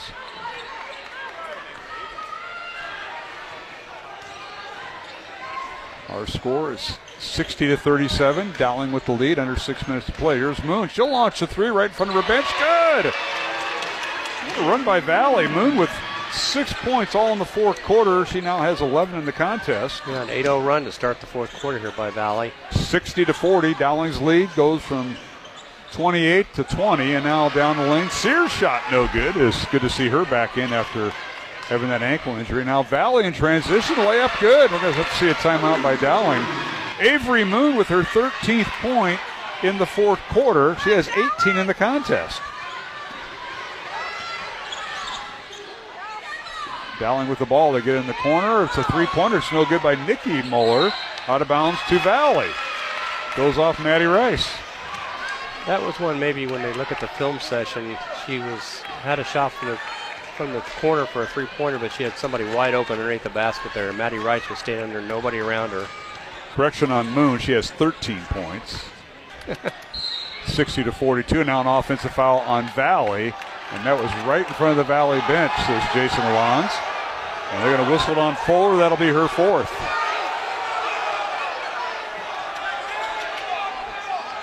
Valley fans behind us in a very tight, cozy gym. We won't see that at Waukee or Johnson next week. Johnson on Tuesday and Waukee on Friday. Now an offensive foul on Dowling, and they get Sears for the charge. I think that was your makeup call. And Fuller drew the charge. So turnabout is fair play. Sears with her first foul. A lot happening here in the last 2 minutes. The 8-0 run by Valley. They cut the lead to 18. First 7 possessions without scoring. Valley with the ball underneath. Moon with the shot off the glass, no good. Rebound Dowling. Katie Moeller with it, gets to her sister Ellie. Valley's double teaming every play, and now the Maroons get underneath the Rice. Layup with the left hand, good. Nice job by Maddie Rice. Good press break that time by Dowling. Rice has 4. It helps when you get the ball that's in the corner on the top to a 6'3" person who can just pass over the top of everybody. If you utilize Maddie Rice now with 6 points, I stand corrected. 62-42, Dowling by 20. Now catch and shoot up and no good. That was Maddie Rice for 3 in the corner. Rebound Valley. Here's Fuller coming down against Katie Moeller. Her shot is blocked, but a foul on Katie. Got her with the body as she blocked the shot. And Fuller will go to the free throw line on Katie Moeller, her 2nd foul. And Jenna Moeller averaging 13.5 points off the bench. The sophomore for Valley looking for her first points. Battled foul trouble tonight. She's got 4 right now, but going to the free throw line for 2. The first one up and good. Tonight's game on Iowa Catholic Radio brought to you in part by Burkert. I'm Mark Amadale. We'll have a post-game show following tonight's game. Updated score, 4 minutes left in the third quarter. Waukee Northwest leading number 1 Johnson 27-26. Thank you, Mike. We got a correspondent over there. Is that what's going on, or somebody at home in their man cave? Coach John Wilkinson is watching the game for me. Timeout, Dowling. Maroons nearly got a 10-second call, did Valley in the backcourt. Dowling will take the timeout. And got to give him credit. We'll keep it here. Let's talk about Coach Wilkinson. Our score, 62-43, second-ranked Dowling leading fifth-ranked Valley in this Class 5A matchup in the Central Iowa Metro League. They'll have a rematch later on next year. Just under 4 minutes to play. But yeah, Coach Wilkinson, he's not at the game. He's on his big screen at home up there in Johnson, I'm sure. I thought he always broke down hitting techniques for Coach Ligori at DMAC and doing some of that winter outlet stuff, they do so well. He does all that too. He's one of my golf partners. In the wintertime here, we do the simulator. Although he had to miss today, he wasn't feeling well. So. Oh, I'm sorry to hear that. Well, John, get better. There's a lot of stuff going around. I know talking with the coaches of both teams, there's some kind of virus running through their programs, and we're going to see that all winter. So hopefully he's listening to our game and watching that one. There you go. Don't blame you, but appreciate the updates, Coach Wilkinson. John, the former head coach. Did he ever tell you about the time he locked his keys in his car? And I thought it was which time? Well, I thought it was just with me, and I helped him out, as I always would do for any of you guys. But I understand he had it happen twice. Sure. Robin hasn't got a system worked out with him. Back in the day, this is 20-some years ago, folks, but I didn't know it happened twice until I just found out about it a few years ago. So that's another folklore story at Dowling. Yeah, maybe, twice. We'll go with twice. Yeah. Oh, there's more? Oh, I can't wait to see him this spring. All right, Dowling breaks the press. Nikki Muller with a three-pointer, no good, but Meredith with the rebound, up and good. Olivia Meredith shoots and scores. Offensive rebound. And she has 7 points off the bench for Dowling. 64-43, Maroons by over Valley with 3:30 remaining in the fourth quarter. Valley with the ball. They work underneath. Now working baseline is Uthoff. Cut off. Gets it out to her younger sister, Tenley Uthoff. Now a little dribble weave. Here is Moon with it. Backs in against Muller. Her shot no good. Ella didn't even challenge it. and they're shooting the ball like it's going to get blocked away. Rebound Dowling. Yeah, another one of those altered shots. Oh, absolutely. Now the Maroons break the press. They get in the front court. There's Katie Muller back in, and she's fouled. We'll have a reach-in foul on the Tigers. That'll be on Tylee White, her third. That'll be the third team foul on Valley, 4 on Dowling here in the fourth quarter. 64-43 Maroons by 21. Valley will re-enter Olivia Adams. Sitting down will be Tylee White. Here's Katie Muller with it in the corner. Lob pass inside to her sister Ellie. Little scoop shot up and good. Nice little Micah step in the lane for the shot by nice little Ellie. step through there. Ellie with 21 points. 66-43. Dowling. 2.5 minutes to go. Reminder, the boys' game to follow here on Iowa Catholic Radio. Jimmy Cataldo will sit in with me for that, but we'll have a little post-game show. And now in the lane, Moon shot blocked by Ellie Muller. Out of bounds to Valley with 12 in the shot clock.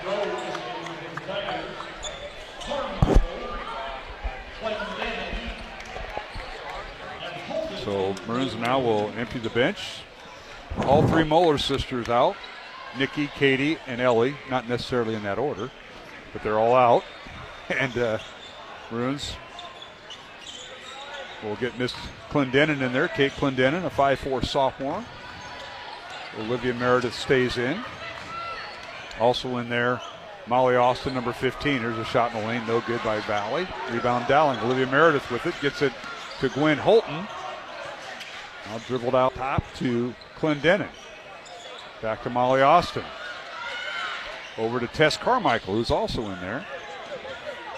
Carmichael coming off a ball screen by Holton. Now a corner three, up, no good by Molly Austin. And we've got a loose ball foul on Meredith. So Olivia pick up her first. And that'll be the 5th foul on Dowling, so it should be a two-shot foul for Valley, and it will. Jason Alonzo recognizes that, the veteran official he is. Jason kind of moonlights besides officiating. He's also one of the coaches at the Waukee Northwest football team who had a very fine season. They were ranked number 1 most of the year and got knocked out by the team that Dowling beat, Iowa City Liberty, in the finals. Oh, okay. So Jason, football coach on the side. Free throw up and good. Olivia Adams at the free throw line. She has her 10th point. Second one on the way. Good. 11 points for Olivia Adams. Came in averaging 7.5. 66-45, Dowling by 21. Valley with the press. Dowling breaks underneath Meredith. Fadeaway jumper in the lane. Good. Nice job by Olivia Meredith. She took Dominique Davis. Post her up. She's got 9 points.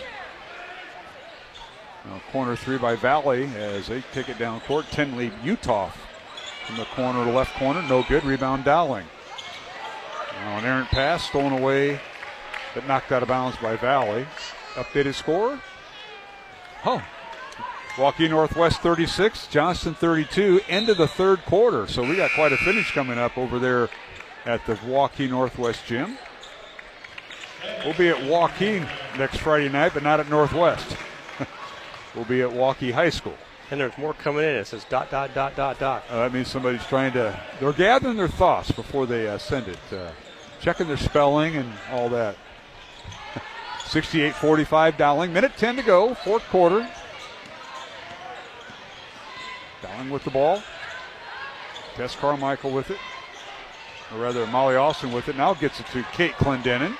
Clendenin double team right at half court. Loses it and stolen away by Valley. Here's Tenley Utah with an uncontested layup. It's good. Utah with her 9th point. 68-47 Dowling. Final minute. Carmichael has it in the front court for the Maroons. Get my cheat sheet out and see the next time these two teams play, because we will be at the Valley Gym. And now a steal by Valley. It'll be January 20th. The two teams will meet. And we'll be at the Valley Gym. I believe we'll be courtside. Now ball tied up on the floor. That'll be a Tuesday night game. Next year, Mr. Burkert. Wow, it's hard to believe we're almost at the end of 2025, actually.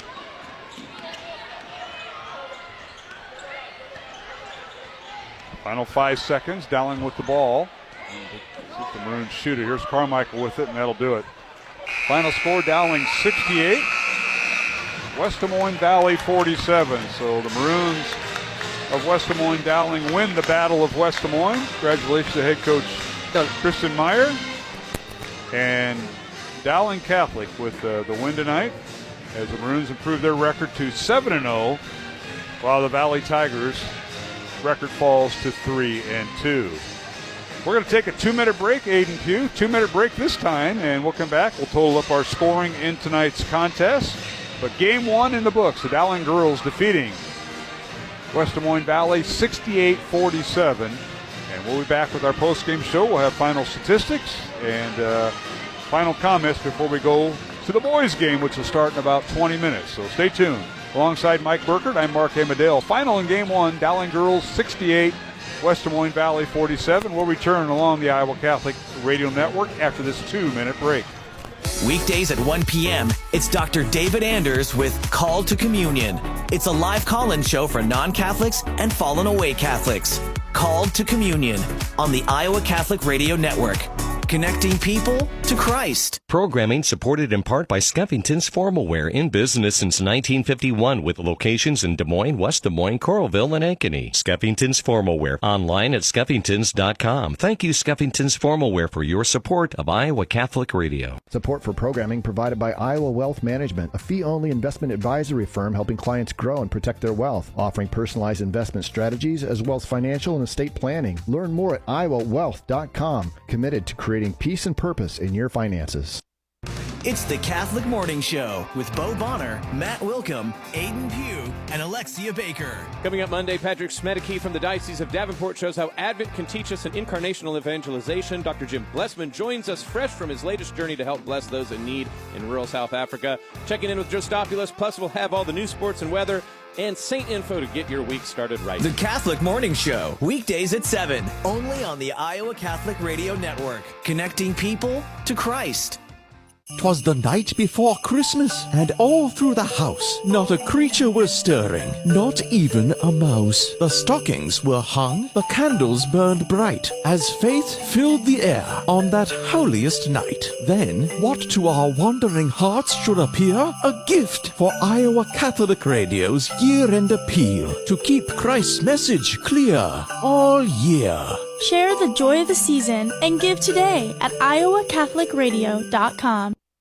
Splash Seafood Oyster Bar and Grill, our sponsor, offers island-style cooking, cold water oysters, and seafood flown in daily. This Christmas season, Splash extends warm wishes to families throughout our community. Holiday party booking available at splash-seafood.com.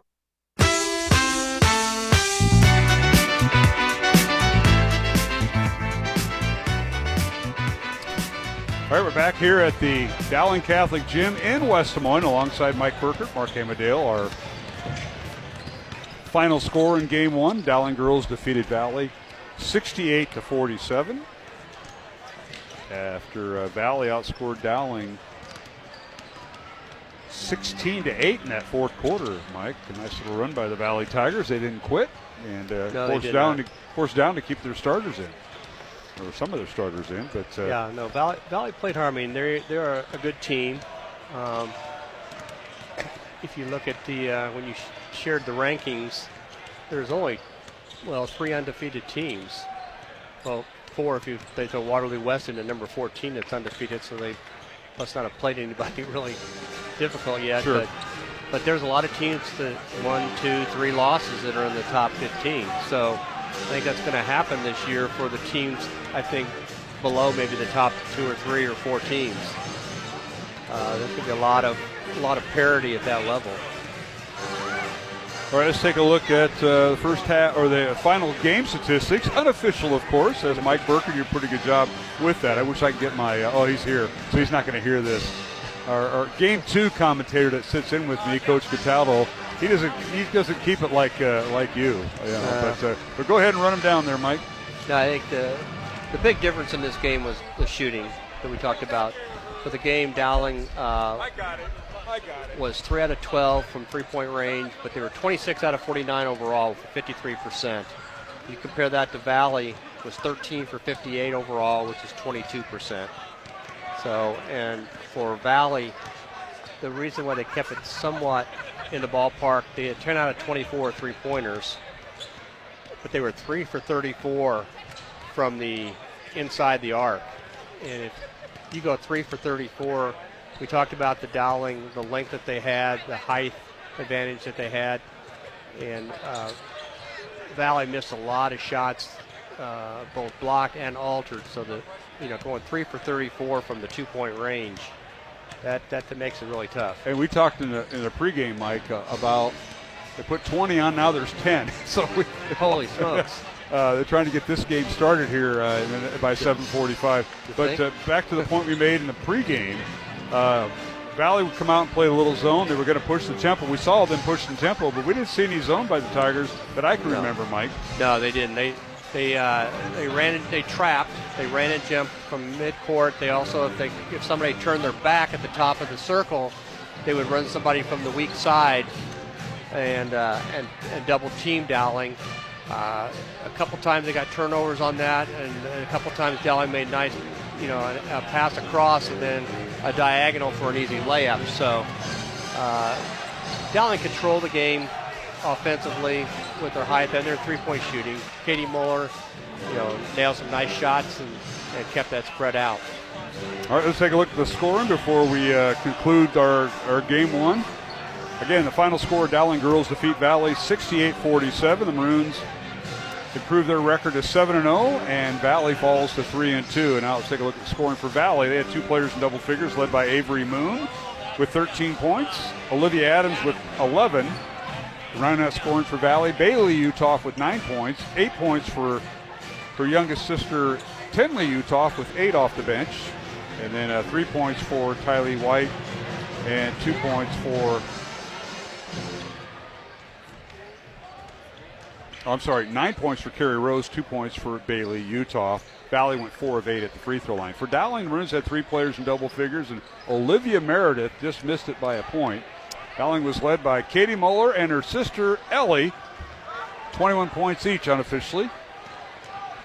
Kevin Oddie might have a little different in his book, but that's what I have thus far, unofficial. I'm going with yours. Yeah, thanks. Nikki Muller with 11 points, so the Muller sisters lead the way today. Olivia Meredith off the bench with 9 points. 6 points for Maddie Rice, 2 points for Adrienne Sears.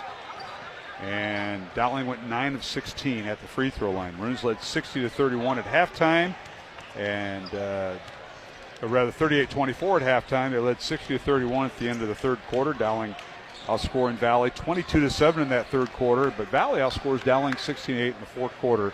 Maroons win at 68-47. Mike Burkert, that'll wrap things up because we just got clipped in our pregame. Went from 20 minutes to 10, and Rob Deal's not even get the floor swept by then. So, yeah. Listen, we're on the road next. Our next 6 games are on the road. So I'll see you Tuesday night up at Johnston. And Yeah, what a game, what a finish that could be. That one now, the last I've got is Northwest 41, Johnston 38 with 3:32 left. That'll be an awesome finish. So, but there's a lot of dots here. So there's more updates. More updates coming. All right, Mike. Thank you, and we'll conclude our post game. We'll talk to you Tuesday. Okay, thank you. Mike Burkert, my broadcast partner for Game 1. Dowling girls a winner. Final score 68-47. Dowling over Valley. We'll take a 1-minute break and bring in Jimmy Cataldo, and he will have a lot to say, I'm sure. So beware. And alongside Mike Burkert, Mark Amadil, Aiden Pugh, our studio producer. Back in 1 minute, pregame the boys of Dowling Valley on Iowa Catholic Radio. From Eddyville to Unionville and everywhere at iowacatholicradio.com or the Iowa Catholic Radio app. Listener-supported Iowa Catholic Radio, connecting people to Christ. The radio home for your Dowling Catholic Maroons. 105.5 KIHS, Perry, Des Moines. IowaCatholicRadio.com and the Iowa Catholic Radio mobile app. Encounter Jesus. KIHS, Perry, KDVM, Mason City, KCSL, Spencer. Support for Iowa Catholic Radio is provided by Ashworth Vision Clinic. Complete eye exams, contact lenses, glasses, glaucoma testing, and urgent eye issues. 515-440-4610. AshworthVision.com. Fast Signs is a custom sign and visual solutions company with an extensive selection of digital signage, interior and exterior signs, banners, and vehicle wraps. Learn more at fastsigns.com. Thank you, Fast Signs in Clive, for your support of Iowa Catholic Radio.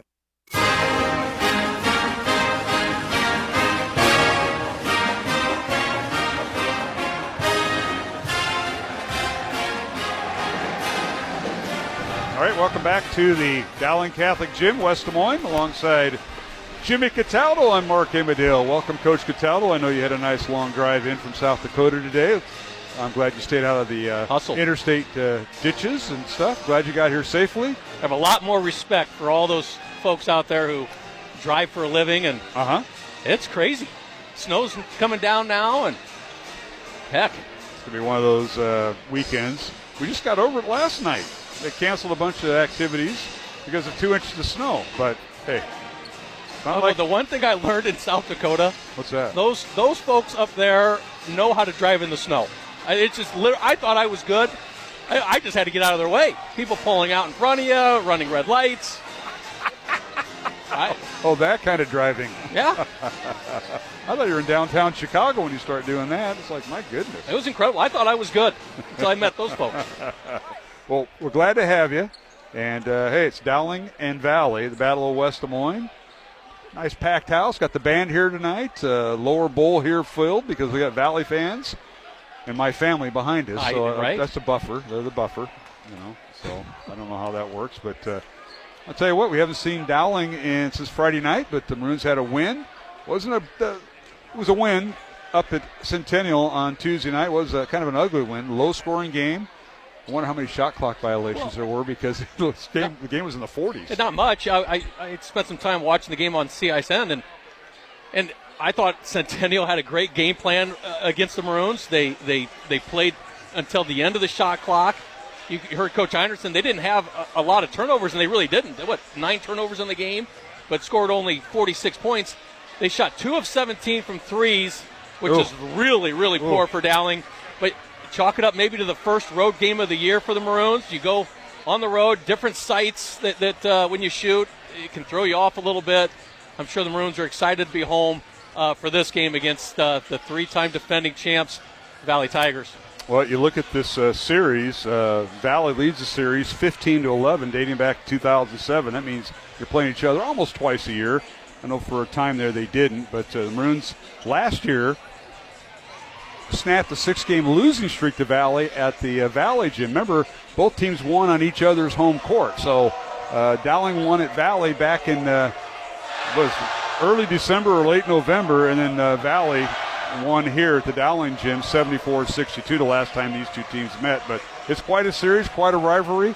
But the Valley Tigers, the 3-time defending champs, well, they're 0-3, but and their roster got gutted. Everybody graduated or moved on, including their head coach, B.J. Windhorst. But one player back, that's Keen Jorgensen, and he was, I think he started 3 games is what brand new head coach Brian Rickey told me, but that's all the experience Valley has, and they're going to do battle with that tonight. A completely rebuilt Valley basketball team. You know, gone are the Trevin Uraks, the Zay Robinsons, Kiki Dangs, Jaden McGregory's that you got so accustomed to hearing for 3 straight years. All of those kids gone, but maybe the biggest loss is the retirement of head coach B.J. Windhorst. He was the glue that held all those teams together. A lot of different personalities that he had to work with and did a tremendous job. But you look at this Valley team, 0-3 to start, and played some very, very tough competition, just getting off the game against Waukee Northwest, losing by 20. So I think they're getting the Maroons at the right time. The Maroons have been battling injuries throughout the year. I do see Charlie Crane dressed tonight, Maddox Capola dressed tonight. Right. I don't know how much they're going to play. Maybe loosen them up a little bit in hopes of getting them back next week against some really, really good competition. But this is the night, I think, if you're going to get the Maroons, they're going to come out with a zone against Northwest. They did. The Maroons have not been zoned until maybe tonight. Might want to see how the Maroons shoot the ball. Yeah, that's a good point. And, you mentioned Maddox Capola and Charlie Crane out with injury. They will dress tonight but not going to play, according to Coach Heinerson. Just found that out when I walked in tonight. But, so it's good to see them on there and, starting to get their reps in. But Dowling's got a different lineup tonight. Sam Ralston is going to come off the bench at guard, and they're going to go with the 2 bigs. Evan Mitchell, the 6'4", 245-pound what did he play for you guys? The right guard, and Alfred Coley. Both will start. Now, both are injured. Coley dealing with a rolled ankle from last night's practice, and Mitchell has turf toe in a collision up at Ankeny that they didn't discover till the next day. So they're both going to play through it. Well, it has to be really, really tough for Sam Ralston. First year getting some significant minutes as a varsity player, but he's the 4th guard out there on the court when you got Jenkins, Martins, and Keelis. So it's tough. And we talked about being a role player. Tough for Sam Ralston to get into that starting role, being a 4th guard. I think this is a better opportunity for Sam Ralston coming off the bench. For his last home game, he scored 17 points for the Maroons, so we know he can score. All right, we'll take a 1-minute break, come back with starting lineups. It's Dowling and Valley, the boys game coming up. The Dowling girls are winner in game 1, 68-47 over Valley. Back with game 2 in 1 minute along the Iowa Catholic Radio Network. St. Patrick's in Clear Lake invites you to the Lake Theater for a special screening of the new film Love God's Will, Wednesday, January 7th at 7 p.m. Don't miss this powerful story of surrender, purpose, and the beauty of following Jesus. Free will offering, a message from Iowa Catholic Radio. Support for Iowa Catholic Radio is provided by Bozen the Florist. Valentine's Day, Mother's Day, weddings, whatever the message, say more with Bozen. Bozen.com, 515-244-ROSE. Bozen makes the moment mean more. The Catholic Tuition Organization, your sponsor today, supports worthy students wanting a Catholic education. Gifts to CTO are first monies applied to tuition expenses in the Diocese of Des Moines. That means other sources of support will go further. Donations to CTO earn a 75% Iowa tax credit. If you give $1,000, you receive a tax credit of $750. Pledge or donate online at ctoiowa.org. The bottom line, it's for the kids and their futures.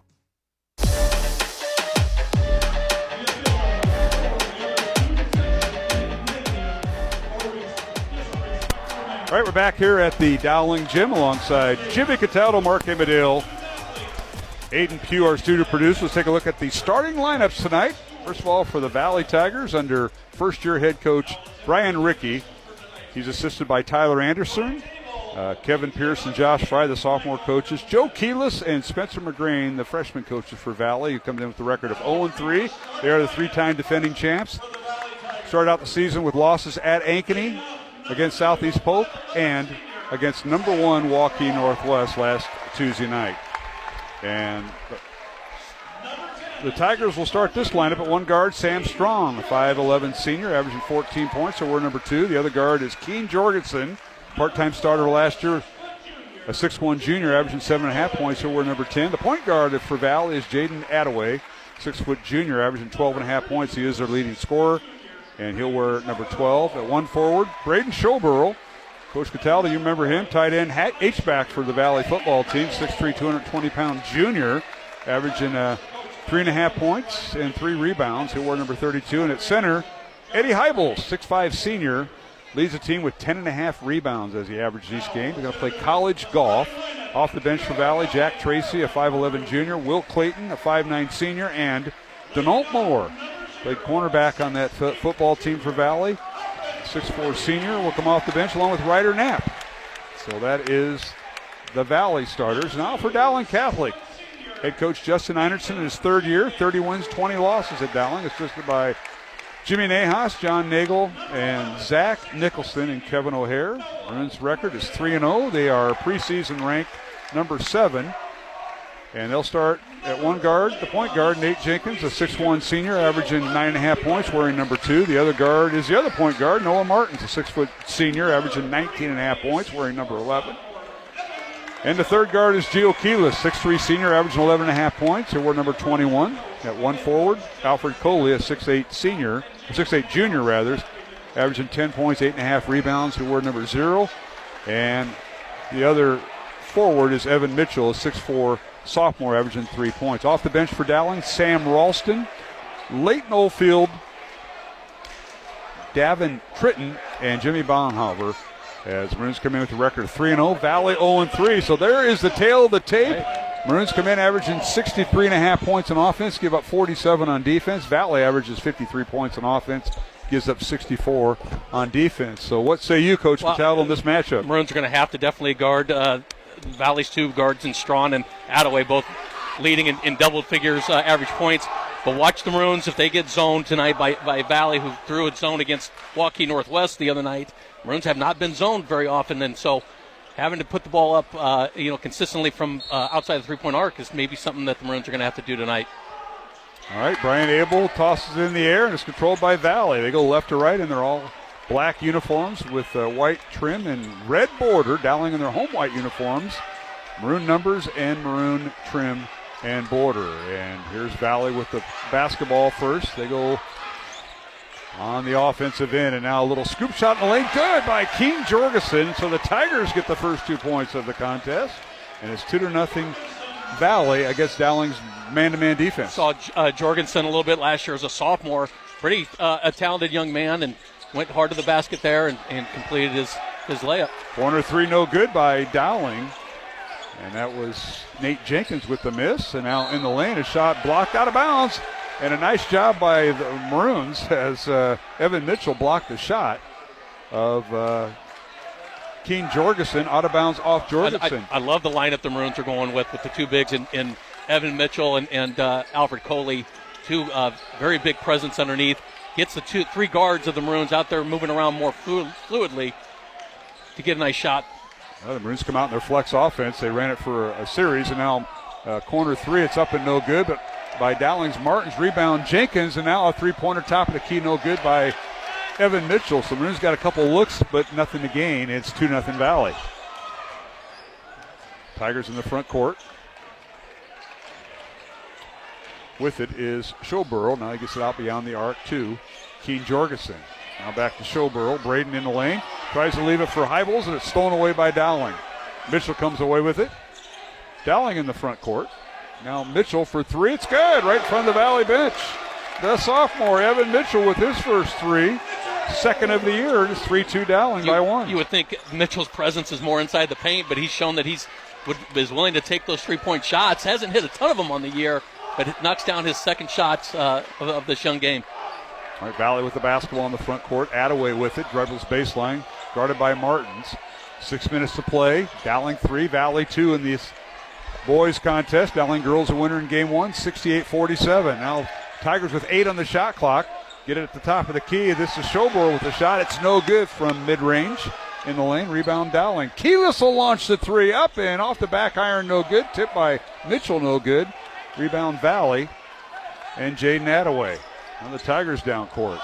Here's Jorgensen with it, and it's stolen away by Keyless. Maroons are getting after it on defense here. Well, we knew that they'd have to play pretty competitive with the guards. The Maroons are doing. Here's Martins underneath. His shot no good. Rebound Valley. Schoborough comes away with it. Outlet pass to Heibels down the lane. Layup good. Nice move by Heibels. Hasn't played since his freshman year, but he took it to the hole there, and the Valley Tigers lead at 4-3. Heibels leads the Valley Tigers with 10 rebounds averaging on the year, which is a ton for a young man who hasn't been playing varsity basketball in a while. Isn't it great to come into a gym and see it full? Both sides. That's awesome. Even the band showed up tonight. And absolutely. Finals now, next week. There's a high-low underneath to Coley, and its shot is no good off the glass. Nice pass that time by Evan Mitchell, the high-low. Mitchell from beyond the three-point arc. Got it to Coley, but he couldn't finish. Valley the other way. Tigers have it. Here's Heibels with it. Dribble handoff. Now a fadeaway jumper in the baseline. No good by Strawn of Valley. Rebound Dowling. Great rebound by Martins on that. Now here is Coley with it. He does a head fake, takes it to the glass, and draws the foul. Maroons have shot 5 3-pointers on this early part of this game. They've only made one. First time really seeing the Maroons tacking the basket in Keyless there. Maroons are so successful playing downhill, either converting on the layup or drawing fouls throughout this young season. Keyless drawing the foul, getting 2 shots here. Yeah, Keyless at the free throw line, hits the first free throw. Gio, a 77% free throw shooter. Tonight's officials, Bryant Abel, Jason Alons, and Michael Johnson. Second free throw by Keyless. Good. Gio's dad is the freshman boys coach at Valley. And hopefully he's not beating up on Coach O'Hare too bad in that small gym and gets a chance to watch his son play for the Tigers. Dowling 5, Valley 4. Both teams trading leads. Now we got traveling on the Tigers as Sam Strawn, maybe one dribble too many. 4th turnover by Valley here just 4 minutes into the game. Valley averaging 13 turnovers on the year. Causing 4 just in the first quarter. Dowling with the ball on the Valley turnover. There's Jenkins with it, gets it out to Mitchell. Now they reverse to Martins. Nice closeout that time by Valley's Attaway on Martins. That's a great matchup. And now Martins reverse layup, left it short. Offensive rebound, Keyless no good. Coley with the rebound. Maroons on the boards, but couldn't get anything to fall, but they did draw the foul. And that'll be on Braden Schoborough, his first for Valley. Sending to the line, Alfred Coley, a 54% free throw shooter. And his first free throw no good. Tonight's game of the Iowa Catholic Radio Network brought to you in part by Iowa Wealth Management, Ashworth Vision Clinic, and Bose and the Florist.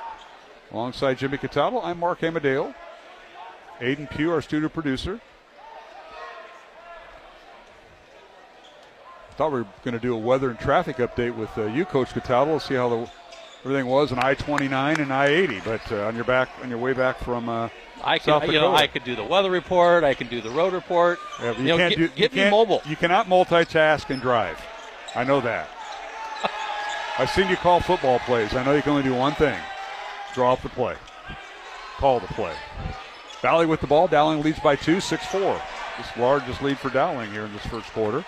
Valley with the ball. Jorgensen with it. Throws in the corner, and Showborough left his spot. Turnover against the Tigers. Give that to the Maroons defense, playing really strong, bodying up everything, contesting, forcing Valley's 5th turnover now. 5 minutes into the game.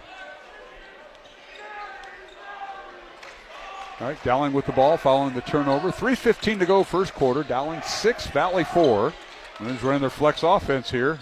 You don't know what that is, do you? The flex offense, I learned basketball with the flex offense. Okay, that's what you should learn, Don. That's because it involves screening and back cutting. Absolutely. And easy shots at the rim.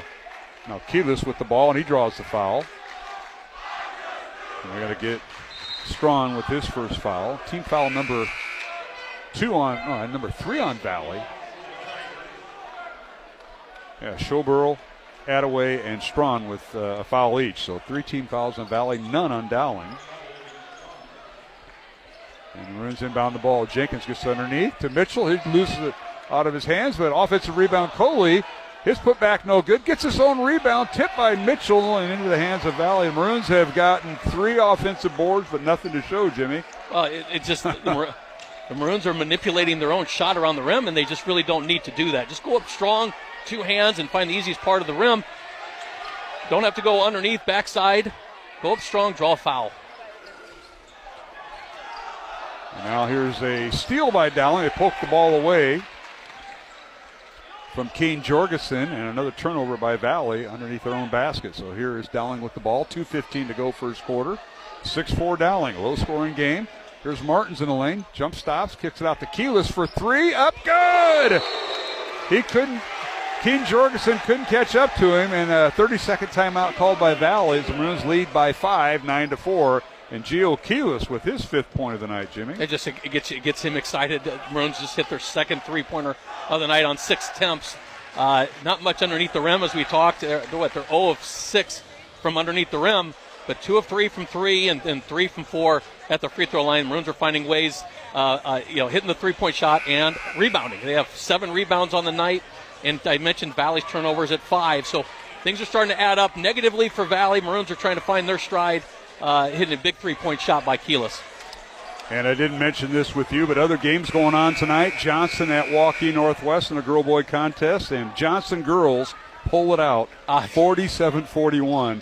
So the Johnson girls have won 58 in a row, and they will take on the Dowling gals Tuesday night. They've won 60 in a row at home, and so it wouldn't have mattered either way. But, yeah, 58 in a row, and the Dowling girls are next. That should be fun Tuesday night. You just knew Coach Jellick would pull that one out, being down, 3 with under 2 minutes. Now Valley comes out of the timeout, and Eddie Heibels shoots and scores. That's a 3-pointer for Heibels. His first of the year and probably of his career, since he wasn't out last 2 years. It's 9-7 Dowling. Maroons in the front court. Dowling with 1 change during that timeout. And that was Jimmy Baumhover in there. Nice reverse layup by Nate Jenkins, hitting the baseline hard, reverse layup. Steady Nate. Now a turnover by Valley. Coley down court as Sam Ralston feeds it to him, and he shoots and scores, and a foul on Valley. Tremendous transition by Alfred Coley, coming hard, and he thought he was going to put down the dunk, but Valley gets his hand in, draws a foul, but his strength allows him to get an and one opportunity. Strawn with his 2nd foul. He'll take a seat on the bench. And Coley a chance for an and one. Free throw no good. He is 1 for 3 tonight at the line. And now ball goes out of bounds. They say it went off Valley. So the Maroons will re-enter. Evan Mitchell. Sitting down will be Nate Jenkins and Alfred Coley. Maroons are attacking the offensive board relentlessly right now. Out of their 7 rebounds, 4 of them have been offensive rebounds. Jimmy Baumhover in there, as we mentioned earlier, along with Noah Martins. Martins coming off a ball screen by Mitchell. Gets it over in the corner. Here's Ralston. Corner three, left wing. Good!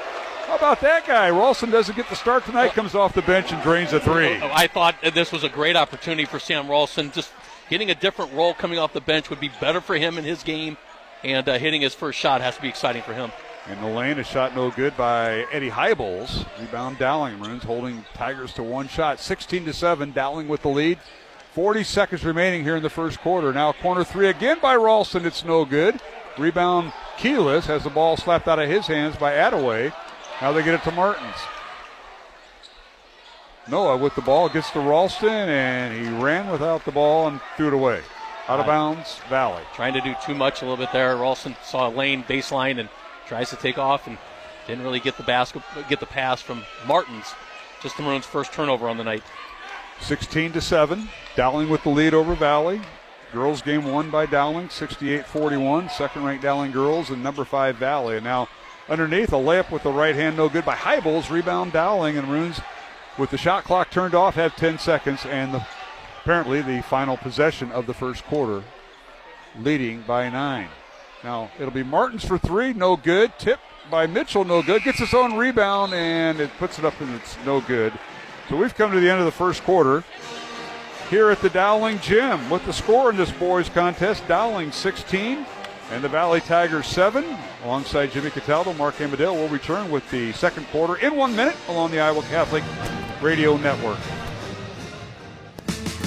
From Rockwell to Rembrandt and everywhere at iowacatholicradio.com or the Iowa Catholic Radio app. Listener-supported Iowa Catholic Radio, connecting people to Christ. The radio home for your Dowling Catholic Maroons. 105.5 KIHS, Perry, Des Moines. iowacatholicradio.com and the Iowa Catholic Radio mobile app. Encounter Jesus. KIHS, Perry, KDVM, Mason City, KCSL, Spencer. Support for Iowa Catholic Radio is provided by Bozen the Florist. Valentine's Day, Mother's Day, weddings, whatever the message, say more with Bozen. Bozen.com. 515-244-ROSE. Bozen makes the moment mean more. Support for programming provided by Iowa Wealth Management, a fee-only investment advisory firm helping clients grow and protect their wealth, offering personalized investment strategies as well as financial and estate planning. Learn more at iowawealth.com, committed to creating peace and purpose in your finances.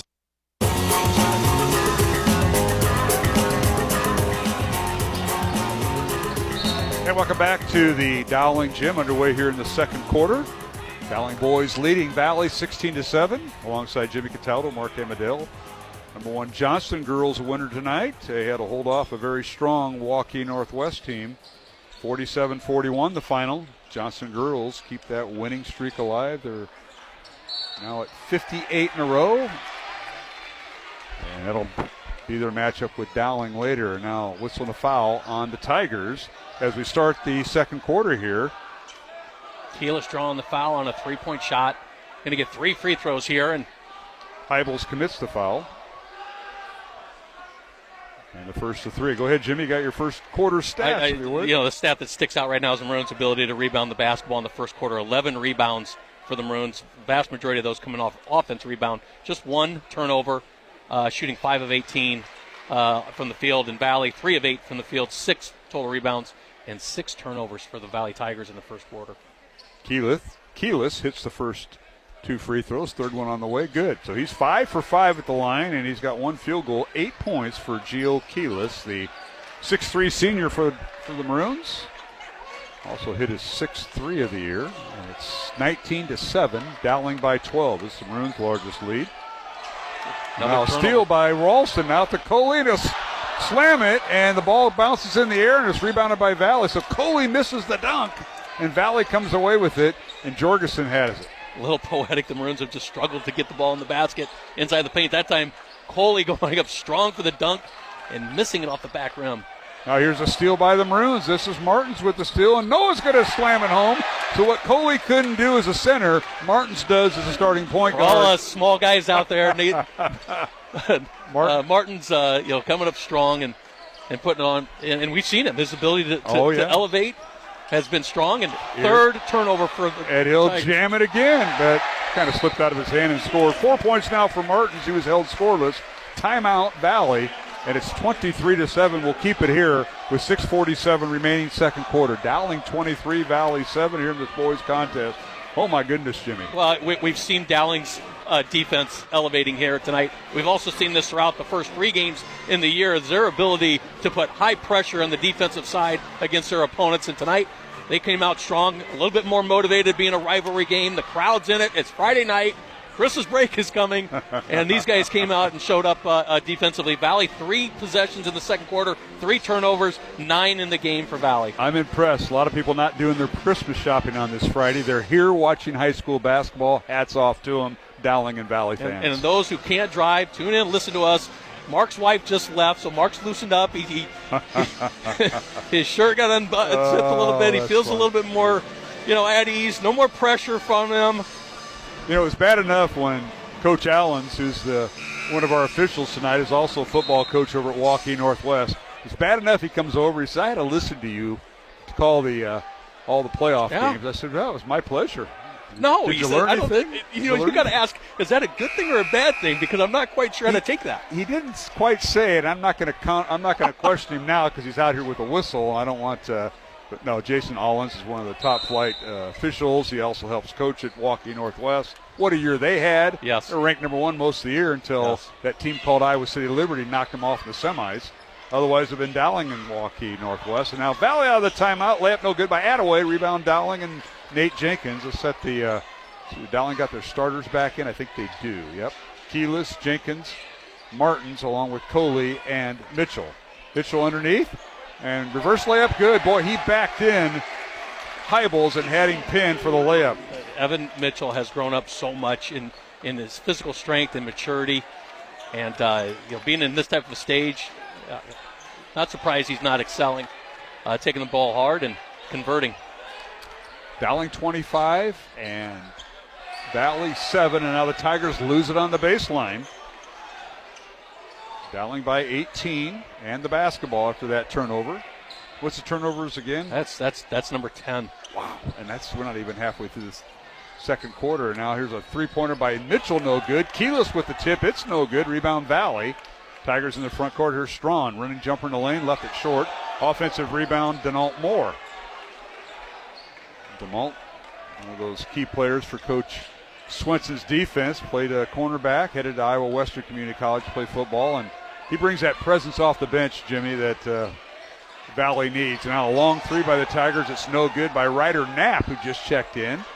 Knapp, the transfer from Waukee, rebound Dowling, and underneath layup, good. And Noah Martin's having his way. He's got all 6 of his points here in the second quarter. A typical Noah Martin's game, getting off to a little bit slow start. Got his first points late in the first quarter. Rattled off 6 since. Now traveling by Valley as they got Denault Moore underneath, and he travels with the basketball. Braden Schoborough will check back in for Valley along with Keen Jorgensen, so a couple of starters back in. Eddie Hybels will sit down, as will Ryder Knapp. Knapp on a number change. He was wearing number 3 up until tonight. Valley ordered some new uniforms, the gray ones, and they didn't have a number 3. Didn't come in. Number 3 wasn't on there, so he said, we'll just change numbers, make it easy. He's won the rest of the year, but if you're on bound, it's number 3 for now. On the left, Dowling with the ball, leading by 20. And underneath, Martin just shot no good, but slamming it home is Alfred Coley. Wow. The way he can elevate and attack the rim when the shot goes up, and Alfred's done so well at that over the last 4 games.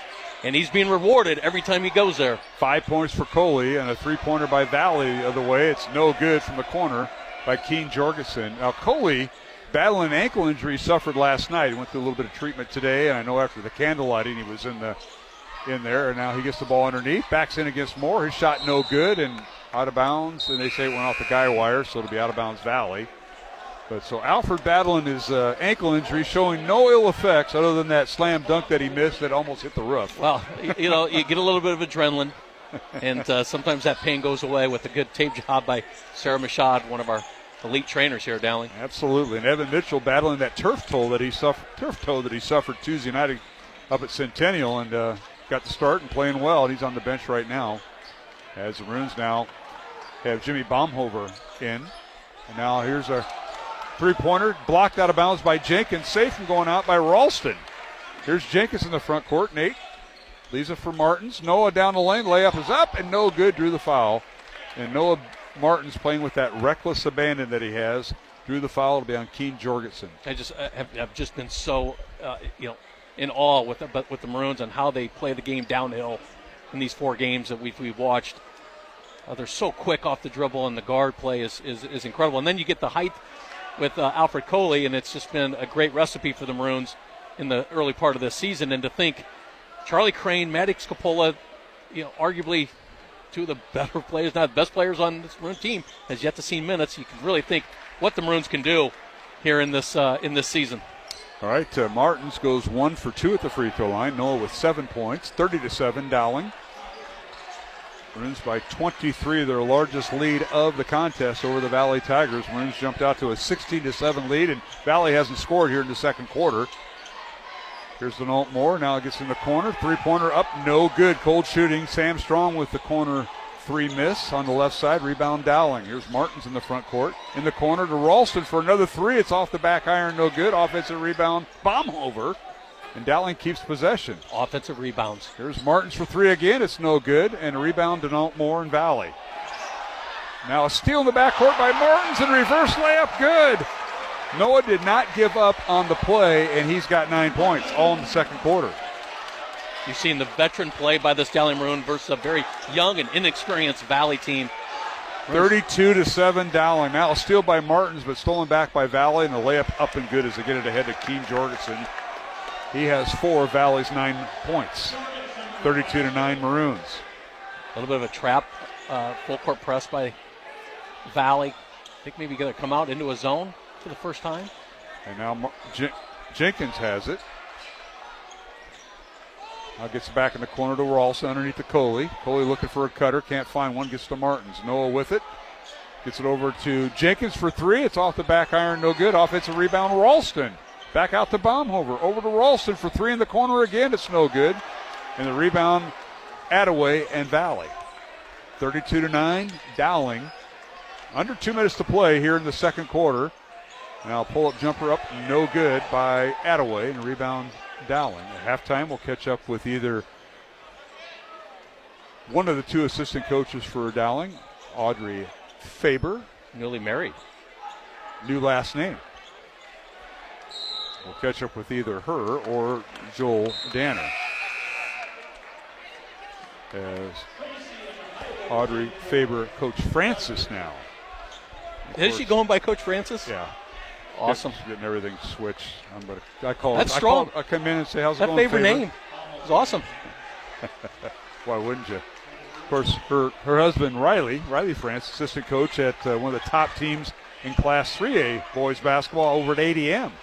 He is a varsity assistant. So basketball talking a lot during their honeymoon stage. Here's a steal by Keelis, who's back in the lineup for Dowling, to Martins. Minute 15 to play, and they work underneath. Layup good. Evan Mitchell gets loose, but got the benefit of the great pass. He has 7 points. And Valley the other way. As Maroons, or rather, Hybels gets loose, and he's got 5 points to. Half-court trap by Valley, then pushing back into a 2-3 zone. Keelis now breaks the zone. Long 3, no good. Fight for the rebound. Keelis comes up with it.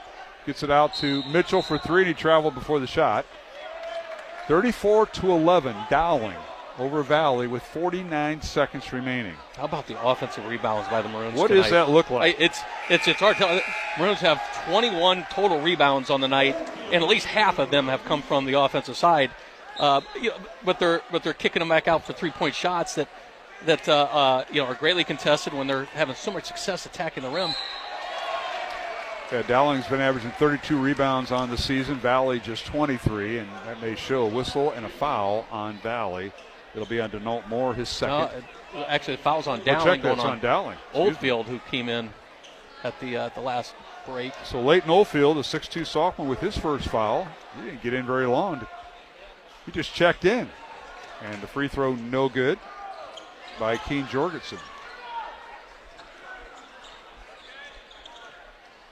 Jorgensen with 6 points, and now Martins for 3, no good. Offensive rebound, Dowling. That's Oldfield with the offensive board. Gets it out to Keelis for three. Good. Gio Keelis with 11 points here in the first half. That's his second three. Kept alive. Offensive rebound by Leighton Oldfield. Finding the kick out to Keelis. 37-13 Dowling, and now a shot in the lane, no good, with the offensive putback up and good by Eddie Heibels. Heibels with 9 points. Maroons attacking the press in transition.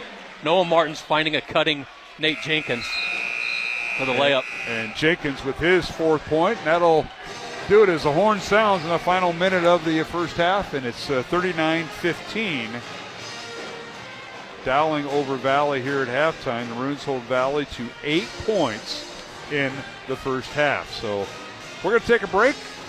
Come back with our halftime guest. Oh, it's the newlywed. So we'll talk to the formerly known as Audrey Faber. We'll talk to her after this timeout. Our score, Dowling 39, Valley 15 in this boys contest. Earlier tonight, the Dowling girls defeated Valley 68-47. The battle of number 2 versus number 5. And over at Waukee Northwest, it was number 1 Johnston girls defeating Waukee Northwest 47-41. The Johnston girls 58 wins in a row. And up next for them, the Dowling Maroons on Tuesday night. We'll take a break, take a 2-minute break, come back with assistant coach Audrey Francis along the Iowa Catholic Radio Network.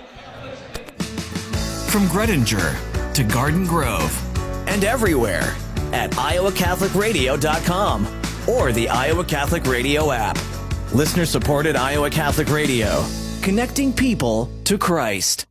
Throughout history, our Lord has shown us that He is truly present in the Blessed Sacrament. Experience these wonders for yourself as Iowa Catholic Radio presents the Vatican International Exhibition Eucharistic Miracles of the World at St. John's Catholic Church in Mount Vernon. Now through December 16th. Learn more about how you can bring this beautiful panel display to your parish, school, or faith-based organization by calling 515-223-1150 or visit iowacatholicradio.com.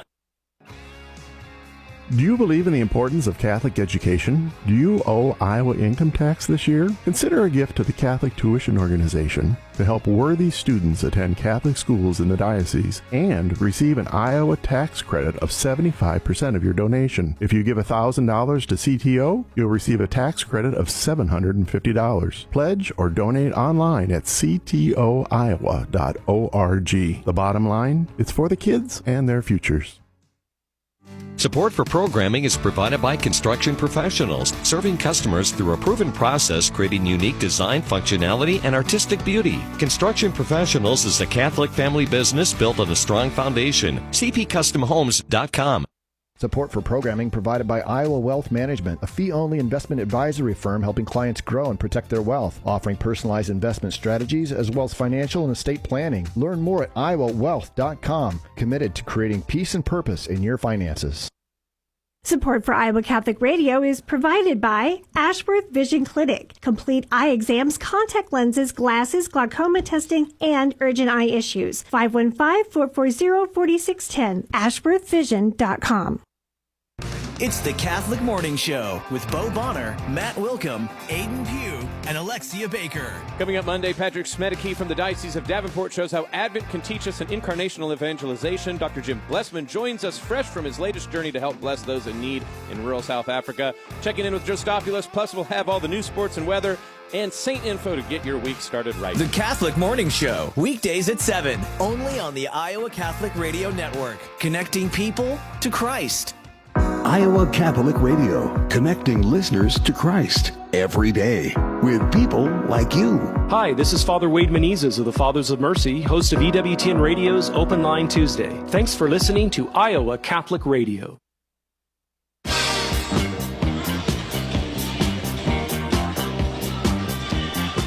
All right, we're back here at the Dowling Gym. Place is full tonight. Dance team performing here at halftime. Dowling boys leading Valley 39-15. Alongside Jimmy Cataldo, Mark Amadale, now joined by Audrey Faber, currently known as Audrey Francis. Yes. Husband is Riley, who's out coaching basketball at Adel. Yeah. That's a town Jimmy Cataldo cannot go through anymore. That's a long story, Audrey. Uh-oh. We have time. Yeah. Well, we do. We love these. I'll tell Coach Wilson to give us an extra 10 minutes. But how you doing, kiddo? Good. Really good after that win. Look at that ring. I know. Cataldo, have you seen this ring? Yeah. Just make sure. Yeah, she can't go around our wives because she's going to flaunt that, and it's like, honey. Hey, they deserve it. A lot of these young kids make us look bad. They because deserve it. Yeah, I got to talk to Riley when he gets it. He'll be here, I'm sure. He'll be here soon. Hey, congratulations on the win tonight. Dowling girls defeating a very fine Valley team, 68-47. And what'd you like about what you saw? Yeah. It's nice to finally play in state. I mean, this is what only your third game against Iowa teams and Metro teams. You played 4 games out of state, so thanks for being up here where Coach Cataldo and I can watch I know. We appreciate it. It's so nice to play at home, too. I mean, it is. Obviously it's great to play in front of your home crowd, but just a really balanced attack from our team, which I think was so fun to see. A lot of people finding ways to score. Obviously the Mullers were pretty good tonight, so we'll take that. But we saw Liv get involved, so just really exciting to see other people kind of put the ball in the basket. Yep, I'm impressed with Maddie Rice and Olivia Meredith tonight. The Sears girl got shaken up a little bit, so she probably, hopefully it's nothing, but you know, hey, welcome to varsity basketball. I'm sure you've told them that with all your experiences in the Big East and the Central Iowa Metro League, Audrey. But a lot of kids contributing, and you shared the ball well, and I think you go into halftime with a 14-point lead after a 2-point lead at the end of the first quarter. Valley came out and came after you. They did, yep. I mean, the biggest thing was just finding stops, which Joel does a great job of making sure we're prepared. And, you know, in the second quarter, we kind of strung together some stops and then obviously scored on the other end. So it was nice to have that little push to end the first half. Yeah, it certainly was. Visit with Audrey Faber, or formerly known as Faber, now Audrey Francis, assistant coach on the Dowling team. What's going on up there? You got youth night, DCBC. They want all our girls' autographs. They're big time. They don't want yours. No, I know. They certainly don't want Coach Cataldo's. I'm here with you guys. That's right. With the common folk, we're right here letting our listeners know. Yeah. Okay, well, obviously you've played in Minnesota this year with this group. Yes. Down in Missouri, we haven't got the feedback there, but you knocked off one of the top teams in Arkansas, I think second ranked, a week ago tonight, and then you won on Saturday. So talk about that experience. Yeah, our first game, obviously, against a team from Arkansas. They had a really, really good guard, so that was kind of our focal point, just playing really good defense. And, you know, after a travel day, just showing up there can be kind of tough, but proud of our team. We came out and kind of figured some things out. Obviously came away with a win there, and then played the home team Tipton, which is always tough, right? Playing them on their home court, and they had just won a football state championship, so the whole town was there. I think. Bet they were. So, which was great for our girls. It was a great environment. You know, they gave us all we could handle, but you know, Katie, Ellie, our leaders stepped up, and we came away with a win. Well, you love the fact that you're battle tested. For sure. Going into next week, which is the game I think all of Central Iowa, if not the state of Iowa, was wanting to see. Yep. Both Johnston and Dowling coming into the game undefeated. Yeah. Talk about that matchup coming up and where your girls at going into this. Yeah, obviously we have a lot of respect for them. I mean, we've seen them twice now in the championship and, you know, been on the worst side of that. So we know we're going to have to be really prepared. And, you know, we have a couple freshmen, so it's just going to they're going to have to learn quick, right? Johnston's going to be prepared. They have a lot of threats, and, you know, we'll give them our best shot, and then we'll see them again later on in the season, I'm sure. So, you know, a lot of these young kids, you know, Mark and joke, did not get to see you play in your prime at Creighton and playing against the UConns of the world and those big environments, big games. What are some things that you can instill in some of these younger kids to help them, you know, handle the moment and play at their best? Yeah, I think the biggest thing that I try to talk to them about is composure. You know, like these are pretty big environments for them, and so really just not letting all of that rattle you, right? You know how to play. You're here for a reason, right? Just slow down and play the game you know. So really just trying to instill that confidence in them that they're here for a reason, and if they just slow down and trust themselves, it'll all be okay. I learned that when we go to Southeast Polk, I bring the Dowling girls team out before the freshman game and show them the spot where Faber hit the game-winning shot against Polk back in the day. Back in the day. The You're a back in the day person now. Back in the day. Now, Caitlin's got her logo stuff. She does. But Faber's got one right in the lane that I have marked. I have one. She has one, and it was an awesome one, Jimmy, at the day. That was awesome. That's a fun memory. I do. I do remember that. It's a good one. It's one of the good things about about being alongside. Now, I was up in the balcony at Southeast Polk, but I remember calling that, and that was so awesome. Yeah. So awesome. So, got anything else for her? Well, I just think that it's so unique here at Dowling to have somebody like Audrey being able to communicate to these girls. Yeah. It's so important, these young girls having somebody to connect with. And I think, Audrey, I think you do a great job with these young girls, and you've done a great job since you played here and stayed here. Yeah. So we're lucky to have you. Yeah, it's been great. The girls are great, so I can't say enough good things about them. I mean, every day is fun showing up to work with them. All right, Audrey, Faber, Francis. Yeah. I'll respond to both. Yeah, you will. We're gonna have to get used to that. Thanks for joining us. Thank you, Go guys. up and sign some posters. I know. You should be I'll signing sneak up more. there. You should be signing more than Coach Danner. I'll sign one for both of you. How I about appreciate that. Okay. Awesome. Thank you. Thank you. All right, we're gonna take a 1-minute break. Come back. Halftime score: Dowling 39, Valley 15 in the boys contest. We'll return to the Dowling gym in 1 minute along the Iowa Catholic Radio Network.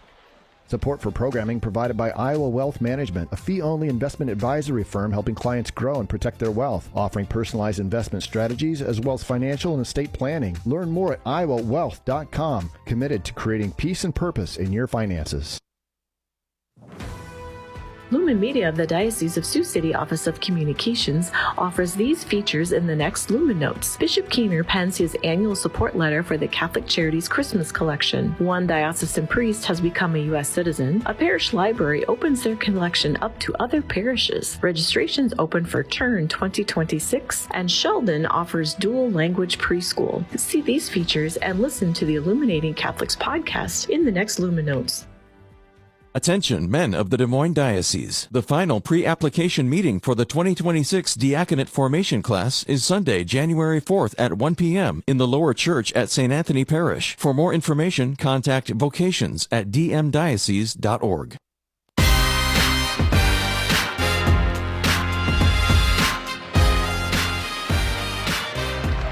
All right, welcome back to the Dowling gym. Underway here in the second half, third quarter. Dowling 41, Valley 15, as the Maroons get a basket underneath by Alfred Coley, who now has 7 points in the contest. And it's 41-15, but the Tigers come back and they shoot and score in the lane. Nice basket that time by Braden Showborough. That's his 4th point. Both teams trading baskets, the opening of the third quarter. We will get our halftime stats through Jimmy Cataldo here in a moment. We'll catch up with some scoring once we get a dead ball or two. Dowling with the ball. They go left to right towards the south basket. Maroons wearing their home white uniforms, maroon numbers. And there's Jenkins for three. Nate's three-pointer no good. Top of the key. Rebound Showborough and Valley. Stolen away by Martins. He's done that for the 3rd time tonight. Noah with the steal and basket. He's got 11. We talked about Valley's turnovers in this game, having 13 in the first half and 2 in the third quarter, 15 on the game. But a little bit of success that Valley had in that trap zone. Then jumping back into it, really forced the Maroons to shoot the 3-point shot, and the Maroons have not converted. Oh, 3-pointer up and no good by Valley, but a foul on Dowling. That'll be on Mitchell, and Evan will pick up his first, and 3 free throws coming for Valley and Keen Jorgensen. So, Jimmy, go ahead and give us your stats. I had the Maroons 38% from the field in the first half, just 4 of 17 from 3, 23 total rebounds in the first half. Incredible by the Maroons to just 3 turnovers. Valley shot 35%, 7 of 20 from the field, had 12 total rebounds and 13 turnovers. Tail of the tape, 13 turnovers to the Maroons 3, and the Maroons are getting offensive rebounds, 17 more shots the Maroons put up in the first half. A lot of those came from second chance points. All right, Keen Jorgensen makes 1 of 3 free throws. He now has 7 points. The third missed shot. The third free throw was missed, rebounded by Dowling. Maroons in the front court. Hybels leads the way for Valley with 9 points. Showborough with 4. And Jorgensen with 7. And now Dowling works the ball underneath. And layup up and good, and that was Coley with his 9th point. Back cuts and finding yourself in position in that zone is the way to break it, and the Maroons found a spot using the height advantage with Alfred Coley to get the easy layup. Run down some of the Dowling scoring. Maroons were 7 of 10 at the free throw line in the first half. Valley just 0 for 1. Tigers with it. Here's Strawn. Left wing 3. It's no good. Rebound Dowling and Coley. Hand it off to Martins. Lead pass to Jenkins. Layup good. Wow. That was a backcourt pass that he hit. We'll keep it here. Timeout on the floor. Nate Jenkins with 6 points.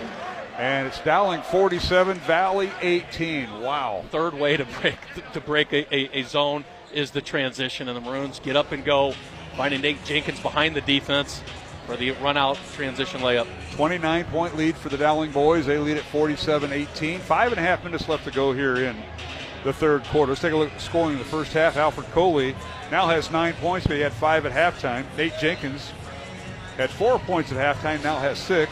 Noah Martins held scoreless in the first quarter, had 9 points in the second quarter, now has 11. Also with 11, Gio Keelis, all in the first half, and Evan Mitchell with 7 points, who got the start tonight. Jimmy Baumhover played in the first half, did not score. Layden Oldfield played in the first half and did not score. And Sam Ralston with 3 points in the first half. Again, Dowling 7 of 10 at the free throw line in the first half. For Valley, we have Eddie Heibels, the senior center, with 9 points. Braden Schobel had 2 points at halftime. He now has 4. And Keen Jorgensen had 6 points at halftime. He now has 7. Sam Strawn did not score.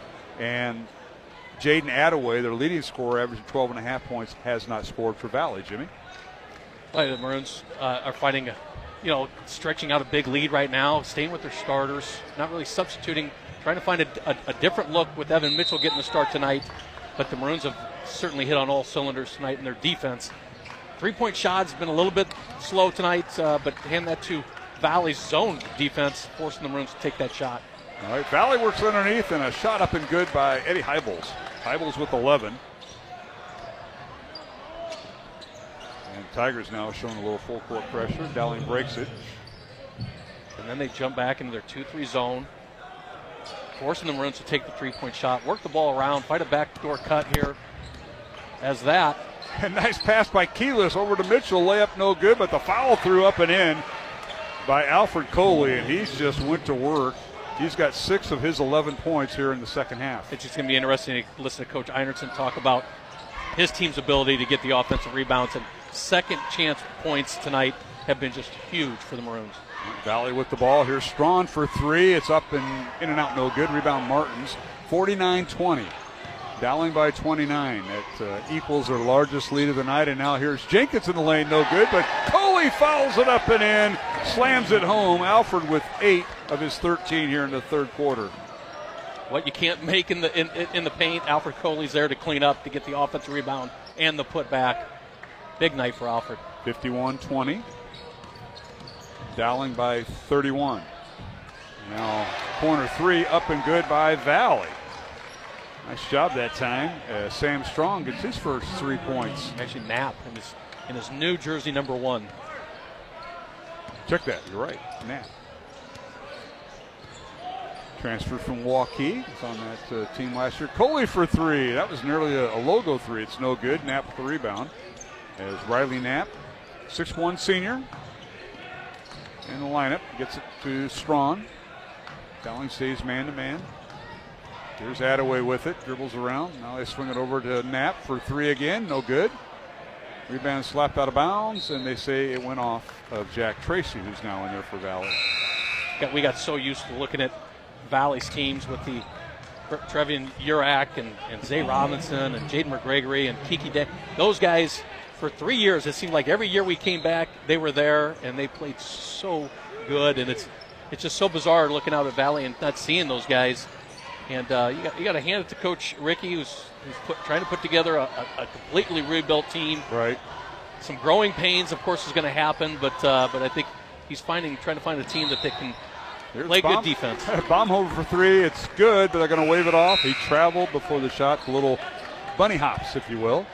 So traveling on Baumhover. Dowling with some wholesale substitutions, but you mentioned all those players missing. B.J. Windhorst, the general of that. 3 straight Class 4A championships, and he retired on top. And congratulations to B.J. I know he's out and about, so someday we'll get him on. Well, Coach Windhorst, you can feel the exhale, the pressure that you put on yourself, let alone, wanting the kids to succeed. just a tremendous job by BJ for so many years. All right, Dowling with the ball. A shot no good by Baumhover, and then a loose ball foul in the backcourt on Dowling. I think they gave it to Oldfield. That'll be his second. Doggone football players go in there and they start committing fouls. We're just a bunch of meatheads. Well, that's you guys not getting them, you know. Oh, you know, you get so used to contact for, 4 months in a row, and Leighton Oldfield was put in a position on our football team that was so different for him, and he did such a great job for us. Absolutely. You guys coached him up. Not you, but the rest of the coaches on the offensive Brady side. Walls. Brady Walls. Tremendous addition. Ankeny's finest. Ankeny's finest. Now, I didn't say that about Coach Fontana. Who's here tonight? Oh, of course. No wrestling meet, that's why. Yep.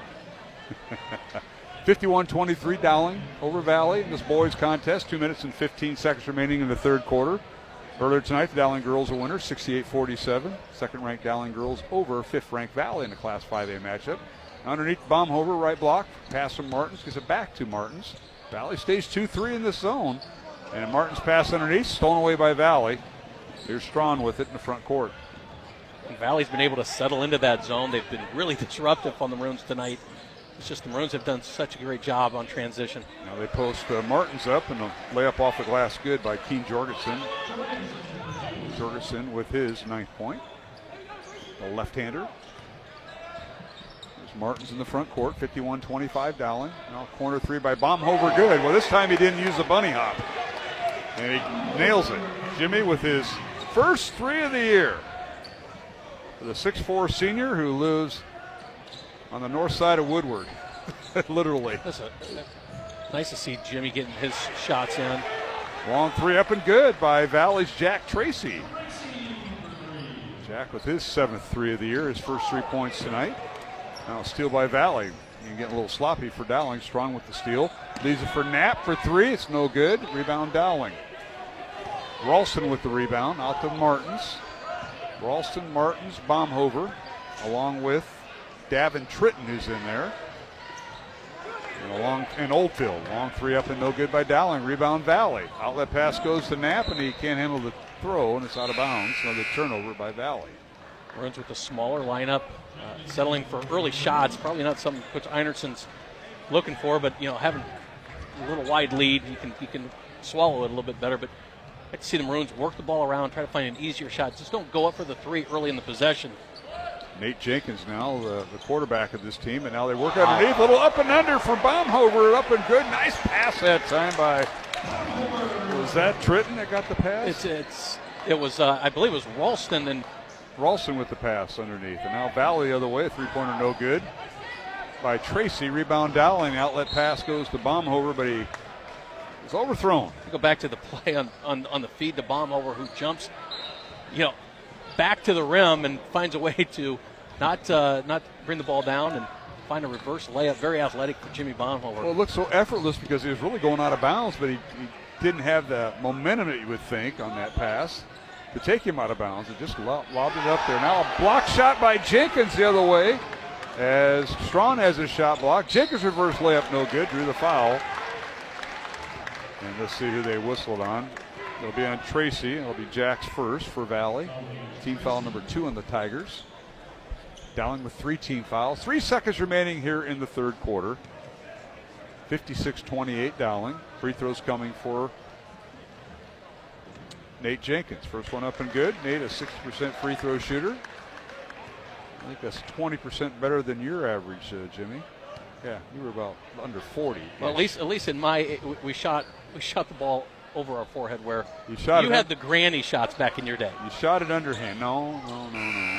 Here's a half-court shot, no good. So Jenkins goes 1 for 2 at the free throw line. Our score at the end of 3 quarters of play, Dowling 57 and Valley 28. We'll return for the fourth quarter in 1 minute alongside Jimmy Cataldo, Mark Amadale, and you're listening to high school basketball. Dowling 57, Valley 28 in this boys game. Fourth quarter coming up along the Iowa Catholic Radio Network.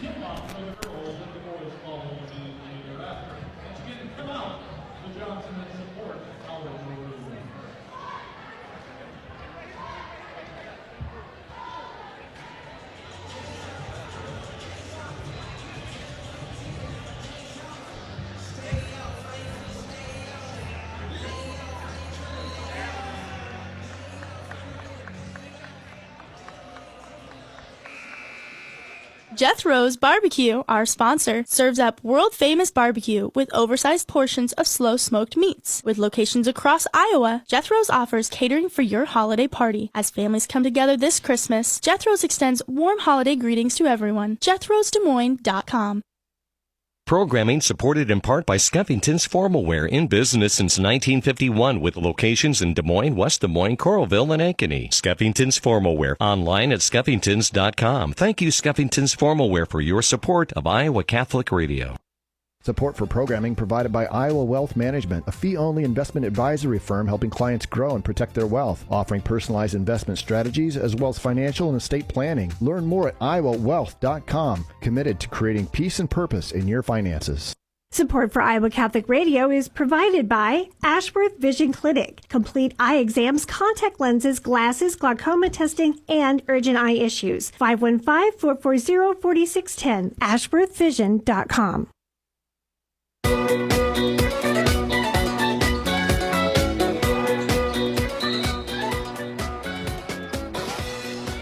Welcome back to the Dowling Gym, underway here in the fourth quarter. 57-28 Dowling, and now we've had a couple of fouls called here as we begin the fourth quarter. Mark Amadale, Jimmy Cataldo.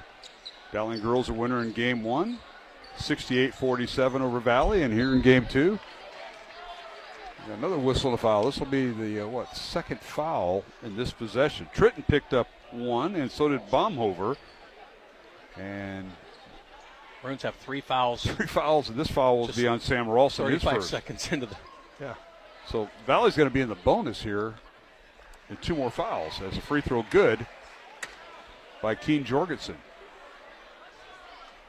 He'll get another. Keen with 10 points. And the second one good. He's got 11. Jorgensen started a couple games for last year's state championship team, but usually was a player coming off the bench for Coach Windhorse, and this year he's the lone guy with experience. Now Dowling on a backdoor cut, layup good. Nice cut by Davin Tritton, who picks up his first 2 points. 59-30 Dowling. 7 minutes remaining here in the fourth quarter, and the Maroons, now the bench is getting up. You'll see a lot more players get in. Valley with the ball. Noah Hager with it, number 24. Reverse layup, no good. Foul on Dowling. And Hager will go to the free throw line. No whistle. Ralston for his second. Got some numbers to look at through three quarters, Jimmy? I think the Maroons, they're going to be sore at the end of the night. 52 shots they've put up through three quarters, 42% on those shots. 34 total rebounds, the Maroons. Just relentless. Crashing the offensive board. 7 turnovers for the Maroons through three quarters. Valley, 12 of 35 through three. 18 total rebounds to the Maroons 34. 16 turnovers is Valley through three quarters. Valley 1 for 4 at the free throw line through three quarters, although Hager comes in and hits them both. He's got 2 points. Every foul from here on out by the Maroons puts Valley at the line and looking to crawl back into this game. Minute and a half into the fourth quarter, and Dowling has 4 fouls. Now the Maroons with the ball. Layup good off the glass. Drew DeRocher with his first 2 points of the night. Yeah, getting some of the guys coming off the bench and loving to see their confidence to attack the basket. DeRocher high off the glass. Nice basket. Kyler Caven in the lineup for Valley. Another senior, 5'9" senior. Hager is 6'1" senior. Both teams emptying their bench, and now Tracy backs in, loses the ball on the baseline, and goes out of bounds off of Valley, and Noah Hager will be Dowling basketball. Jimmy? Jacob Wynn has checked in for the Maroons, along with Leighton Oldfield, Sam Ralston, and Davin Tritton is the Maroons lineup. Dowling 9 of 13 at the line through three quarters unofficially. Now Dowling with the ball in the front court. Baseline now is Davin Tritton. It's cut off. Valley in the 2-3 zone. Ralston for 3, good. Top of the key for 3, Sam Ralston. His second 3 of the night and his 9th point of the contest. Check that, his 6th point of the contest. 64-32 Dowling. Maroons have doubled the score. 5:45 to go. Getting close to the running clock. Corner 3 by Valley, no good. That's Will Clayton with the miss. Rebound Dowling. Maroons the other way. Shot off the glass, no good. And there's no Alfred Coley to slam it home. No. loose ball foul on someone. I believe it goes on Jacob Wynn. Yep, Jacob Wynn gets the foul. Valley goes to the line. Double bonus now for Valley. 15 foul on Dowling. They only took them 2.5 minutes. Wow.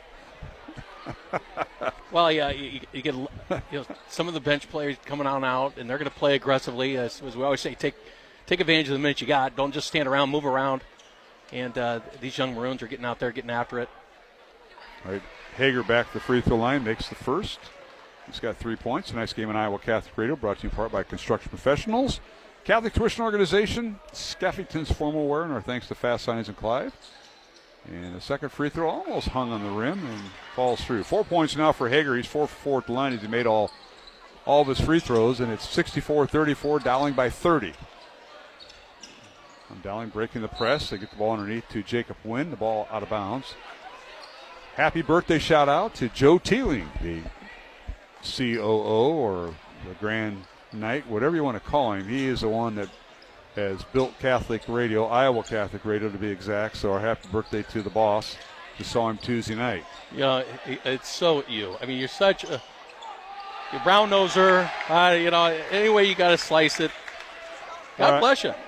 I know Christmas is coming up, and you're looking for that little extra bonus, and you got to give a shout out. Back to the game. Oldfield with an offense. Oldfield with an offensive rebound. Did you put that down? I did. It's a football player, It's one of your guys, and it's up and good. Now Val the other way has her shot blocked, and here comes Ralston for three, good in transition. Wow. Ralston with 9 points on a pair of on 3 threes. He's got 6 threes on the year. It's 69-34 Dowling. 1 point away from running clock. 4:35 remaining in the fourth quarter. Dowling 69, Valley 34. Yes, that score, I did not sneeze. That is correct. Valley with the ball, long three up, no good, off the mark. Hager with the miss, out of bounds to Valley. Sam Ralston coming out. We talked early in the game about his role coming off the bench, not starting tonight. And, some people react different ways to that. Do you come off the bench, come away from starting? And I think it's just a great role for Sam Ralston, and they took it very mature tonight. Nice move by Hager as he got loose on the left wing, took it in for the layup.